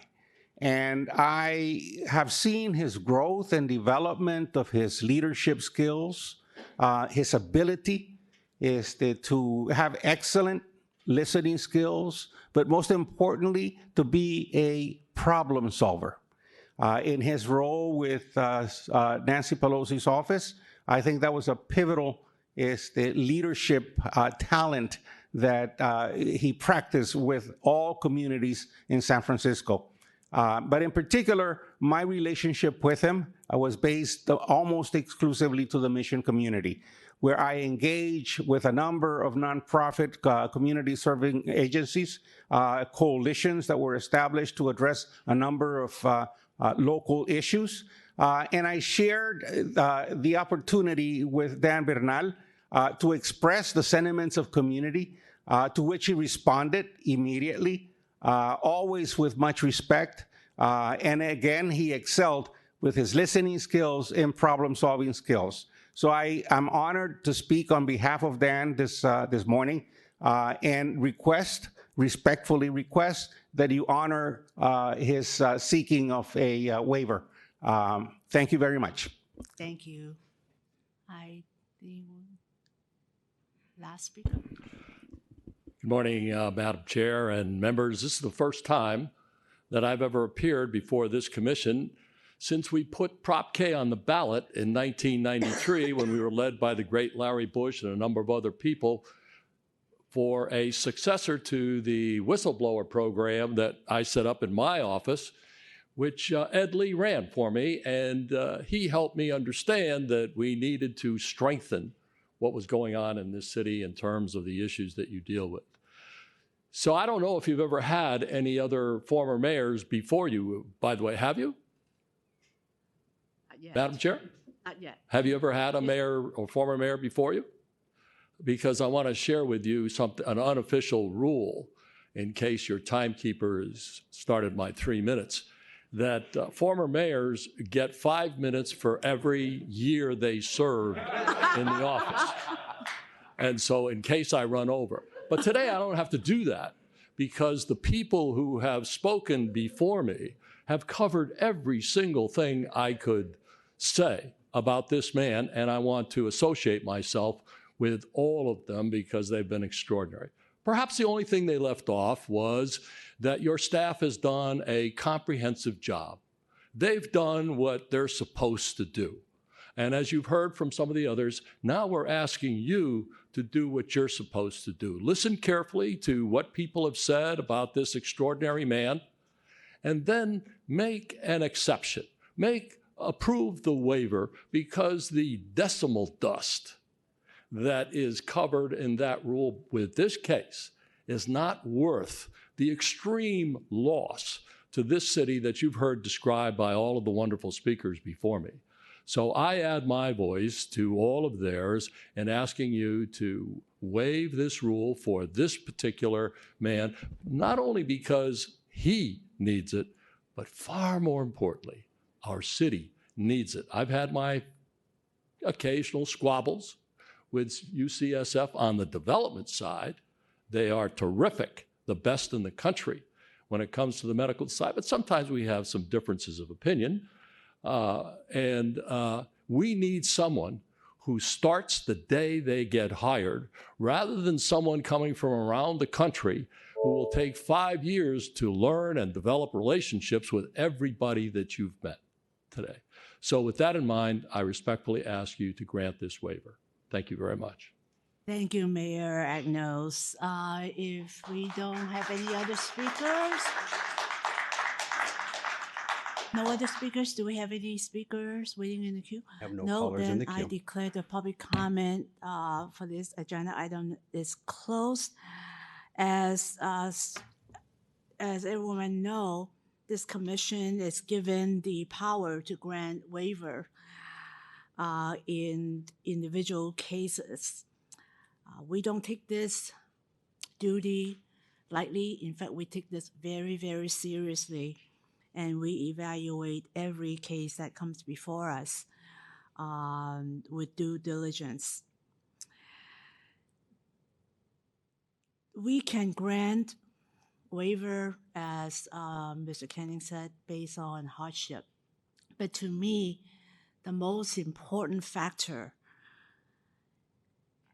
is any action that comes from this commission must uphold the public's expectation of a clean and accountable government, and that the public would continue to expect that no public employee will be gaining any unfair advantage based on her or his government position.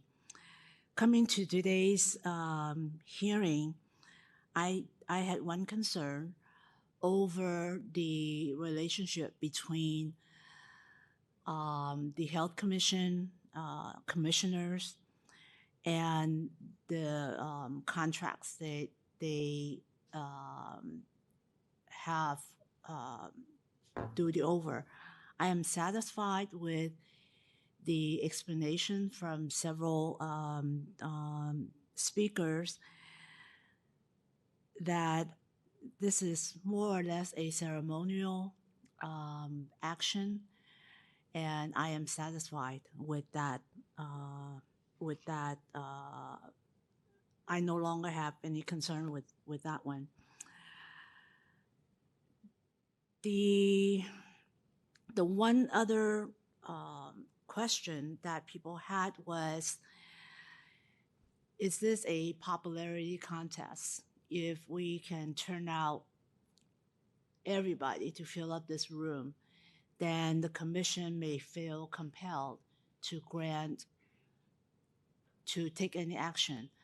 I, for one, can let you know that whether it's one person or 100 people speaking on any item, we look at the facts. We do not get swayed by whether this is a popular issue or unpopular issue. In fact, most of this commission's action are considered not very popular in the eyes of in the eyes of some.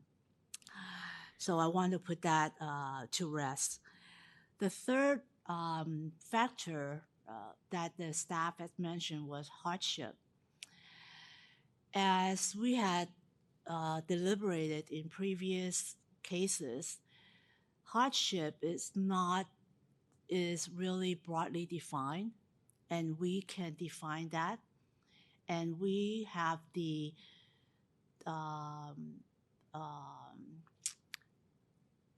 duty, to me, to explore beyond the individual's financial hardship.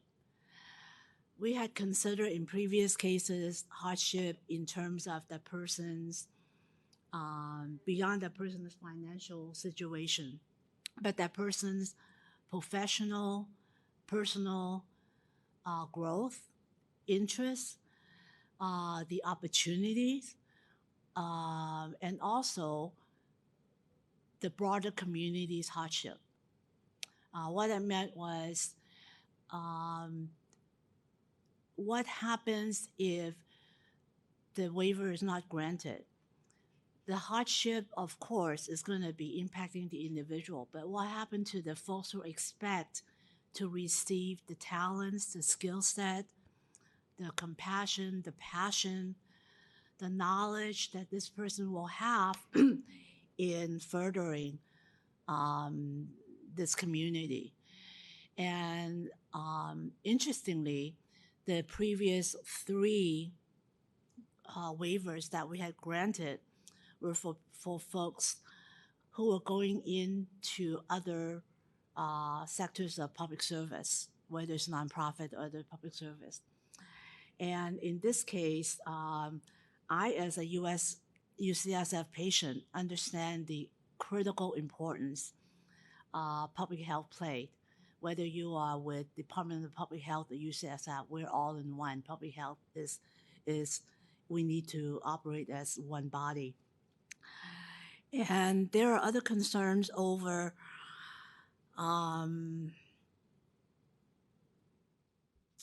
whether the position could be occupied by someone else.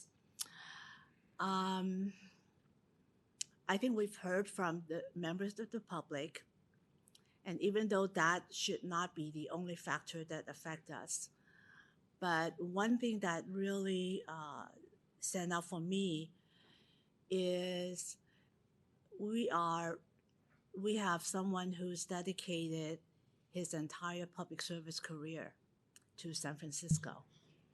And through those years, he's had developed the knowledge, especially the knowledge and commitment of working with the city's very diverse population, specifically the very underserved, underrepresented, the voiceless members in these communities. And that is the asset that he's going to bring to this position, should he be offered this position, should he be allowed to accept this position. And I think that to me, if that doesn't happen, that to me is a hardship, not only for Mr. Bernal's personal, professional commitment and his life service, is also going to impact the city's disadvantaged communities. So with all that that I have decided that I am now comfortable to make a motion to grant a waiver to Mr. Bernal to accept the UCSF offer, if it's still being offered to him, with just two conditions. One is he would need to, and I'm sure he would do that already, would need to resign from the Health Commission. And the second one is that he would need to avoid any contact with any members of the Department of Public Health and the Commission for a 1-year period. So with these conditions, I'd like to make a motion to grant a waiver for Mr. Dan Bernal's post-employment waiver. If I could entertain a second? Or Madam Chair, some of your colleagues may also like to make some comments. Please, I know yeah. I would. Maybe we can make a second first and then we can make comments. Do we have a second first? I'm happy to second it, but I also would like to make a comment if that's okay. Thank you. Second, so. But before we proceed to the vote, I also want to make a quick disclosure for transparency that earlier this week I received a phone call from Supervisor Peskin, who echoed what he said in his letter and his public comment. The only additional point he made on the phone was to suggest that maybe working for an elected might not actually be as desirable as one might assume at first glance. I think he was joking, but I'm not sure. With that aside, I want to address a few topics. One, echoing Chair Lee's comments, we don't review these waiver requests based on how politically connected or popular an applicant might be, which communities they've assisted, nor whether we like or dislike their current job or the one that they're seeking. That's irrelevant. We just consider the facts and circumstances of each application in light of the purpose and requirements of the rules and uphold the importance of upholding the public trust. Second, there were some public comments about the fact that UCSF is a nonprofit medical institution, And I just want to say that I disagree with the notion that that is dispositive or means that the rule doesn't apply here. The rule is meant to protect against the risk that a public official misuses their position for their own private gain, not just the private gain of an outside party. And here, Mr. Bernal properly disclosed that this role would represent a significant raise for him. And so I agree with the staff that it's appropriate for our analysis to proceed within the framework of this rule and waiver process. And third, as for the advisory role that the Health Commission plays, while it might not be as substantive as other forms of involvement in the contracting process, in my view, it does still trigger application of the rule in the same way that a person who provides an evaluation of a grant application that is considered by a final decision maker might be. So with those general points aside, I think Mr. Bernal has sufficiently demonstrated that denial of the waiver request would constitute extreme hardship here for a few reasons. One, he's identified issues related to his financial situation that nobody has disputed. Two, he's sufficiently explained why the role at UCSF is close to a one-of-a-kind role, at least in the local labor market, and not every job is identical to any other one. This one appears both to lack comparators given Mr. Bernal's particular interests and his special experience. My views might be very different were this a government affairs role at a run-of-the-mill tech company here, where there might be a number of adequate substitutes. And then finally, Mr. Bernal received this job offer through a competitive search, not through his own initiation. There were other candidates, there were other finalists, there was one other finalist. There's no indication that he received the offer as a quid pro quo of some kind, as opposed to the merits. So I'll support it.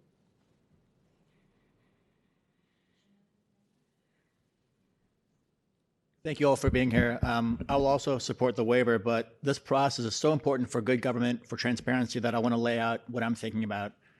And as Commissioner Salahi said, the fact that you appear to be a great guy and I'd love to be your friend is frankly irrelevant. It's got nothing to do with the factors we're supposed to look at, as I understand them. What to me is really important is your role on the commission, the Health Commission. Sounds like your votes were not necessary for the contracts, nor were they sufficient. In other words, your votes did not create any legally binding contract at all. That, to me, puts it in a wholly different category from other waivers that we have granted, including to a member of the Board of Supervisors, whose votes were not at all advisory, but in fact, that involved the same employer, I think UCSF ultimately. So to me, that's a very big factor. And when I consider undue extreme hardship on you, I consider that in the context of your actual role that triggers the process to begin with. It's also clear to me that your offer at UCSF is based on your qualifications. I think anyone taking a dispassionate look at this would be hard-pressed to see any kind of quid pro quo or any kind of favoritism. And that, I think, is at the heart of this process. We want citizens here, residents here, to know that government contracting is not a means to a higher job or higher salary. And there's no indication of that here. So that to me is very significant. Also note that the chair indicated the restrictions that would still be in place. And I think those are, in fact, the other waivers that you're not seeking. Sorry, the other restrictions from which you're not seeking waivers.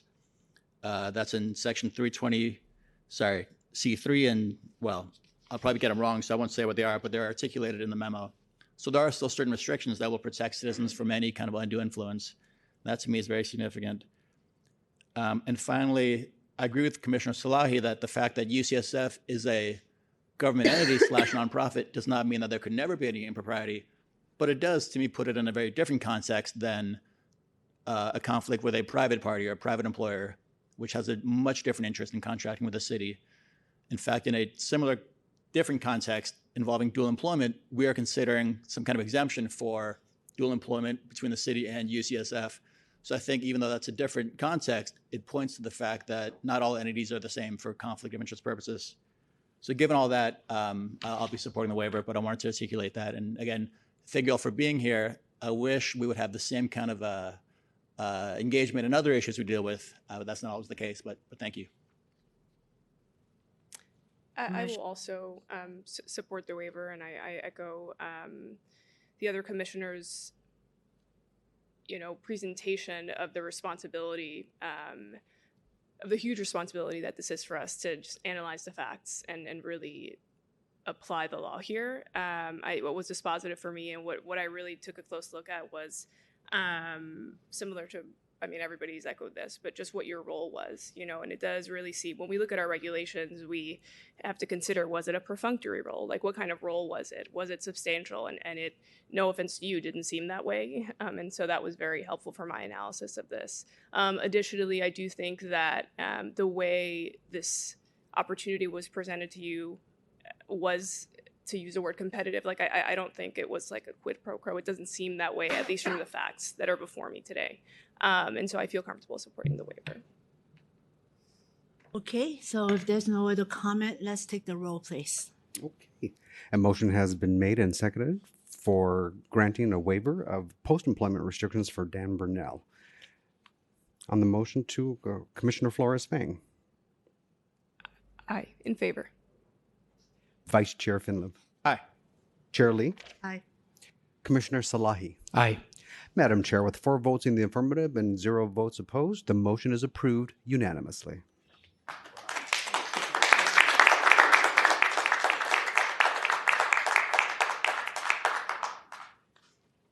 Okay, let's go back to agenda item number 6, which is update, discussion, and possible action regarding the March 2024 Ethics Commission Ballot Measure focused on gift, training, and other city ethics laws.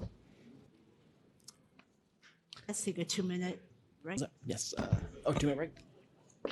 Were you taking a break or do you want? No, okay, sorry. Oh, yeah. We don't need a break. We don't. Okay, let's. Okay. It's parked somewhere, so in about half an hour. Oh, okay, maybe we could be done in 20 minutes. Oh, okay. Great. Okay. Thank you, that- Chair Lee, yeah, that's- commissioners. Not yet. Not yet. As discussed in the memo regarding the ballot measure, there are 2 interested persons meetings scheduled for next week, which are opportunities for the public to weigh in on potential regulations they think should be considered regarding Section 3.218 of the ballot measure, which deals with incompatible activities. Members of the public who wish to attend either of those meetings are encouraged to email myself or the main commission email to RSVP. Both those meetings will have the same agenda, and people are encouraged to attend either meeting or both of them if they so desire. Additionally, as presented in the memo, the commission is able to submit a ballot argument regarding the measure to be included in the city's voter information pamphlet. This is something the commission has done in both 2015 and 2016 with its previous measures. A draft ballot argument for next year's measure has been provided in attachment 3. This item has been placed on today's agenda to allow the commission as a whole to comment on the potential ballot argument and offer any feedback or suggestions to the chair before the language is finalized. The language for the ballot argument will need to be finalized between December 11th and December 14th, which is when the ballot designation is assigned by the Department of Elections and when the ballot argument is due. Additionally, any potential rebuttal argument would need to be developed and finalized between December 14th and December 18th, which is when the arguments become public and the rebuttals are due. Following any discussion the commission may wish to have on this item, staff recommends the commission vote to formally authorize the chair to submit a ballot argument and potential rebuttal on behalf of the commission. Thank you, and I'm happy to take any questions. Walk us through the specific timeline again. Now and the. Yes. So the Department of Elections will designate a measure title on December 11th, which will be Proposition A or B or whatever it is, and then the ballot argument itself is due on December 11th. December 11th is the day the designation was assigned, and then the ballot arguments due on December 14th, and then any potential rebuttal arguments due on December 18th. What about, when does the city prepare its summary of the measure? What was that? When does the city prepare its own summary of the? The legislative digest has already been prepared from the city attorney's office. The voter information pamphlet materials, I'm not exactly sure off the top of my head what their finalized date is. The Ballot Simplification Committee, which does a chunk of that, they start meeting in late November, but don't, I think, actually publish anything until at least mid-September or mid-December, excuse me. It'd be helpful for me to see how the city summarizes this before we do our argument, but is that timing possible? I mean, there's the legislative digest, which has been attached to previous sessions. The ballot simplification committee, I don't believe, will be posting. I think they probably look at the arguments that proponents are submitting when they're making their determinations. The ballot simplification committee will be meeting the week after Thanksgiving this year. So that like the first week of December? Yeah. And when you say, sorry, Mr. Koenig, that the digest is already out, do you mean the actual language that's going to be in the voter information pamphlet? You know, where they summarize the measure, talk about the fiscal impact, all that stuff? No, that's the voter information pamphlet, which the arguments would go into. Right. So that's I'd love to see whatever the legislative aid, whoever does those, what that looks like. Is that maybe that's what Jamie's referring to? That comes out in early December? Yes, the summary that appears in the ballot information pamphlet will be drafted in the first week of December, and it's finalized a few weeks later by the election department. But those are public meetings. Do they work with Mr. Canning on? Do they consult with ethics staff on those? Yes, we're involved with those meetings. But yeah, but those would be, I believe, published after the potential rebuttal arguments are already submitted. Got it. Okay, so do we need action to yeah, I mean the chair to submit? Yeah, yes, the Department of Elections has said they would just take a submission from the chair, but on advice from the city attorney's office, they recommended the commission formally vote to designate the chair with the authority to submit on their behalf. Okay, so do I have a motion to grant the chair authority to submit the ballot argument? Sorry, I still have questions about the process. If the chair wants to submit something in her own name, she doesn't need our permission. I think, as I understand it, we can submit our argument. Right. So on behalf of the commission, actually it's a commission submittal, but it's the individual who happens to be the chair who needs to submit to the department. So normally it's done that way, but the city attorney is advising that we may need to have a vote to allow the chair to submit. It's a procedural thing. Yeah, so a couple of things. As I understand it, we have 2 more months before we have to submit anything. 2 more commission meetings, right? We have a meeting, I think, December 8th, which is before the deadline to submit this to the city attorney, or 8th or 9th, something like that. So I don't see any reason that we have to do this today, frankly. I'd like more time to look at the argument. Is that timing? Do I have that wrong? Yeah, there will be the additional commission meetings. I guess the concern would be without this vote, if commissioners aren't available at future meetings and there's not sufficient members to vote, that could put the commission in a troubling spot. And then the main reason to kind of designate the authority to the chair is given the timeline of the December deadlines. There's that 4-day window for the rebuttal arguments, which would not really be possible to bring back to the commission in that window. I think one option could be, this could be, the details of the argument could be discussed at future meetings if the commission wants to, have more more discussion over that. That's an option. It might be prudent to authorize the chair to, have that authority to submit, which that submission couldn't even happen until the 11th anyways. With the plan to discuss it more at future meetings. That way there's at least that authority absent commission action. That makes sense. For me personally, I have a hard time, and this has nothing to do with the chair. If I was the chair, it seems problematic to me giving someone authorization to submit something in our name without knowing what that's going to be, right? Is that the idea, that we would be giving advance authorization for the chair to submit whatever she feels like, basically, which I'm sure would be wonderful, but just in practice, it kind of, I have a hard time signing on to something that I haven't seen. Yeah. And that's my concern. Well, there was the draft attached to the memo. Well, I saw that, but I think you're talking about additional things, right? The rebuttal to whatever comes out. And the rebuttal is what the commission would not know what they were rebutting to until December 14th, and they would need to rescind that rebuttal on December 18th. So the idea would be that the commission designates the chair to take on that duty to kind of finalize what that response would be, considering unless the commission wanted to hold a special meeting between those 4 days, which would be logistically challenging. Right. No, I appreciate that. Rebuttal timing is awkward. To the extent we're voting on an argument that's already written, that we're not pre-authorizing anything. We're just voting on the actual language, which is included. But that one, to me, we have 2 months to finalize that. So that's why I don't see, I've looked at it for 2 days. I'd like more time to look at the argument that's drafted. So I just don't see why we're doing that, the urgency to do it today. And I'll let my colleagues jump in, but those are kind of my 2 issues. More time to look at the argument, and then authorizing language that I haven't seen yet. Those, I'm having some challenges with that.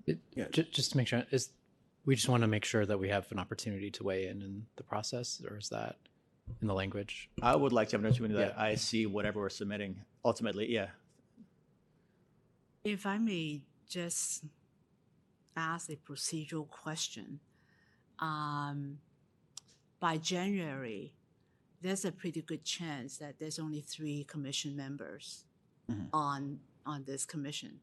So if one member, for whatever reason, is going to be absent, nothing goes through. I'm just talking about the procedural challenges that this commission may face. And we worked super, super hard to get this ballot on behalf of the folks. I look at this vote as a procedural vote just to cover all bases, right? I am not going to draft my own things. In fact, I am working with the staff to make sure that everything this commission, this body had expressed, everything that we had voted for would be included in our argument.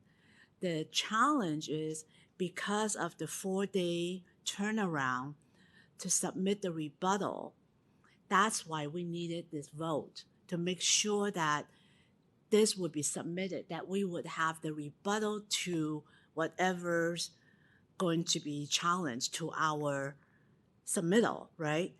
And I am very, very confident that by working with the staff, understanding the last 2 years' deliberations, we will be able to come up with a very representative argument to the rebuttal to the, I'm confused.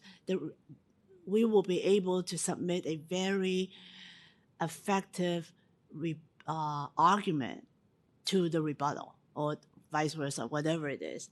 So my take on this vote is we technically don't need the vote. The office has already said we'll just take whatever, from the commission, the chair on behalf of the commission. But for complete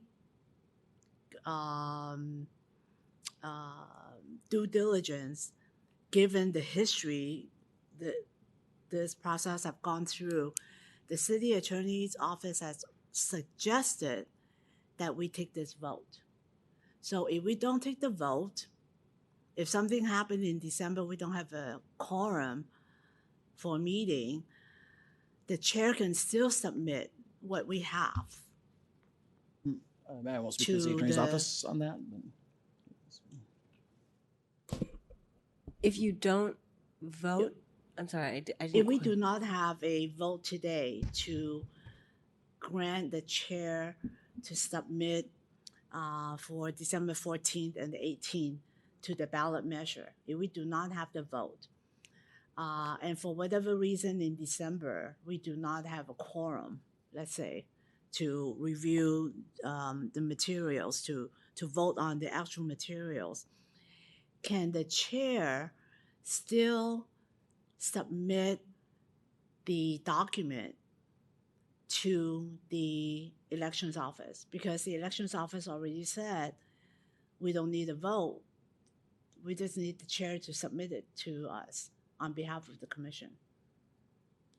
So my question to you is, your recommendation isn't an advisory, or is it a legal requirement?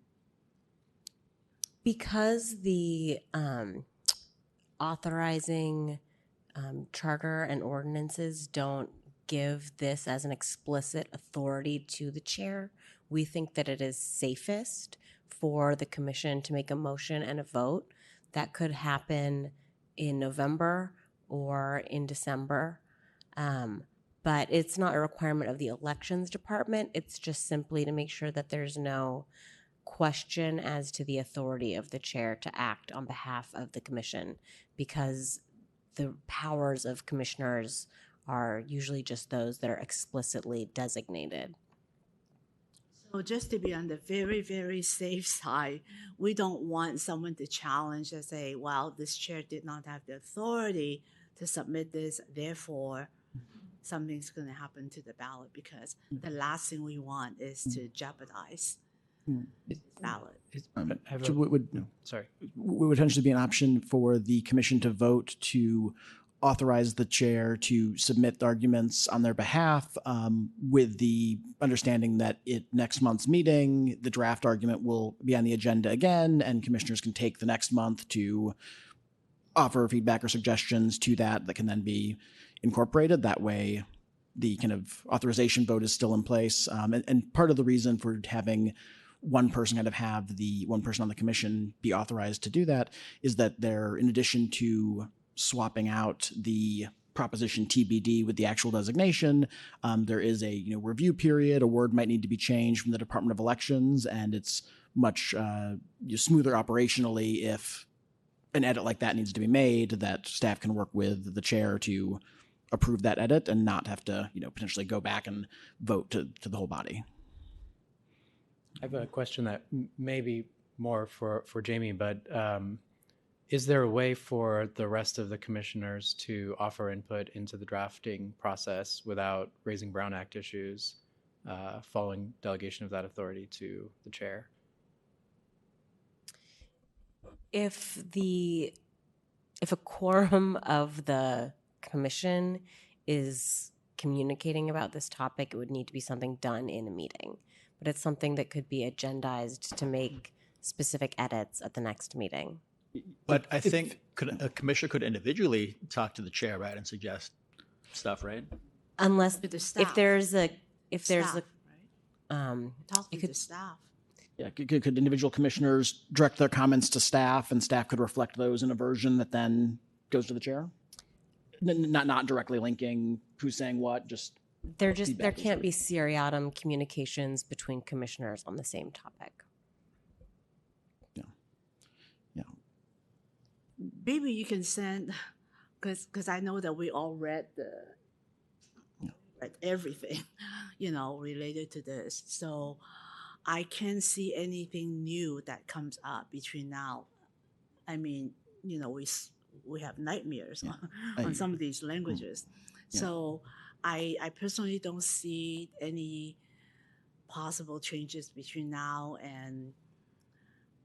Yeah, I mean, I think, from the staff perspective, we'd be more than happy to hear feedback from individual commissioners between now and December that could be, revised with the current draft. I will say that there are limitations on, it's a 300-word maximum, and there still are the rules in place around political activities. So, statements, need to be kind of limited to neutral, fact-based statements about the measure.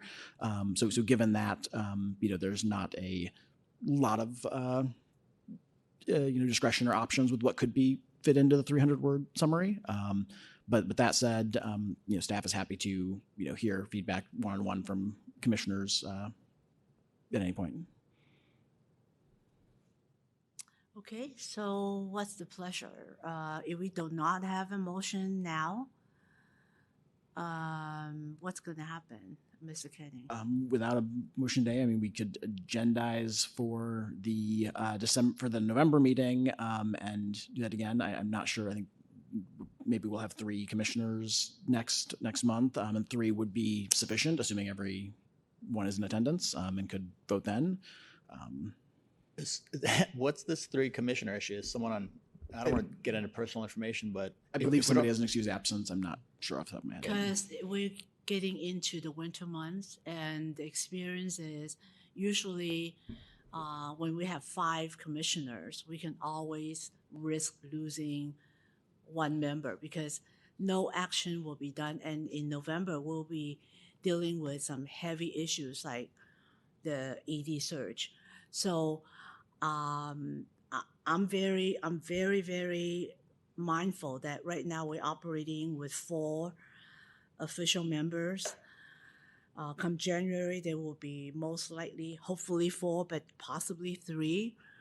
And we cannot afford to lose 1 member. That's why for me, if this is a procedural vote, and it doesn't sound like it's a to me it's a procedural vote.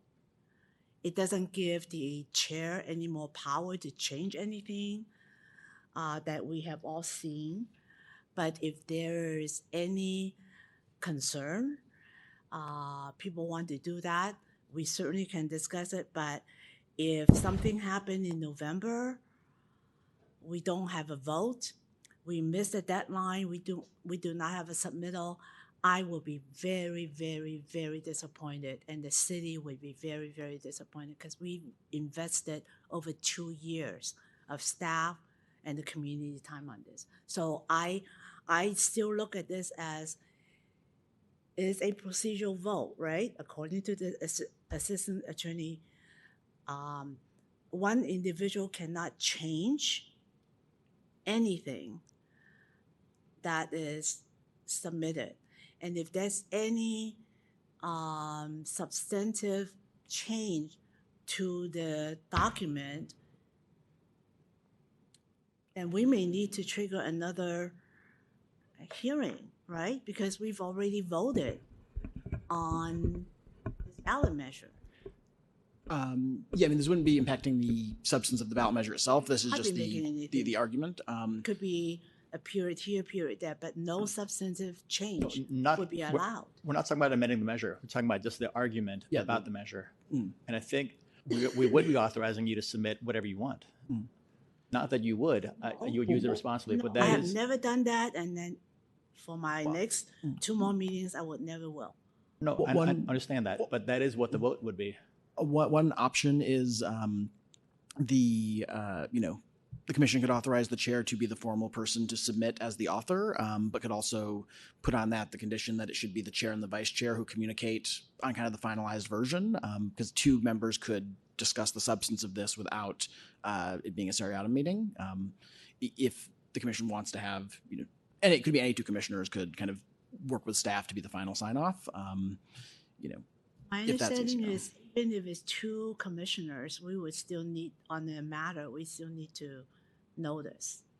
That's what happened when we were dealing with the staff interviews, the director interviews, right?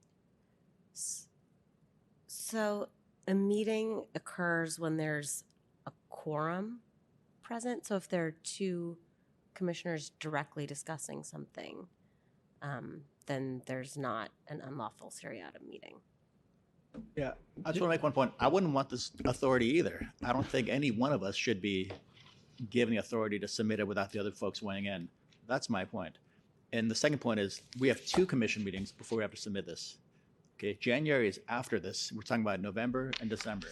So I don't see the urgency to do it today, given that we've had just a few days to look at this argument. I'm not sure this argument hits everything I would want it to do, but I haven't taken a deep look at it. Frankly, it's probably 99% perfect, but there's just no reason to do it today that I can see. We have 2 meetings before this would be submitted. So they're kind of 2 related issues. I think I agree with Commissioner Finlev on this, just because it seems like there's the prospect of raising Brown Act issues by substantively engaging on this following this vote, if we do. So, yeah, I mean, we can agendize this for the November meeting, and I guess maybe in the interim, if commissioners want to reach out directly to staff with any feedback or suggested edits, then that can be on the agenda for next meeting. Is that? How about this? Our next meeting is November 9th. November 9th, right? Since we need to agendize that, if anyone who reviewed this draft from the staff has any comments or anything, please let Mr. Canning know. Before 10 days to publish the meeting would be what? October whatever. Let them know so that there will be a new draft argument for the commission to review on November 9th. On November 9th, there will be a action item granting the chair or her designee, right? Or her designee to submit on behalf of the commission the ballot argument for December 14th and the authority to submit the rebuttal to submit the rebuttal to our argument on December 18th. So would that be good? Okay. Okay, public comment? Madam Chair, we have no callers in the queue. Item number 8, which is items for future meetings. Given the previous few meetings' interest and actions on the waiver request, I would like the staff to give us a presentation at the next meeting, November, on, can you make November? Okay, since you're gonna have your hands tied with the arguments, let's do December, a presentation on the current waiver language and any suggestions to, given all that we've gone through with the definition of hardship and everything else, any proposal from the staff for the commission to consider. So let's make that a December item. Okay, any other items from members? None, let's open public comment. Madam Chair, there's no callers in the queue. Okay, public comment is closed. Let's do item number 9, additional opportunity for general public comment. I see none. Adjournment.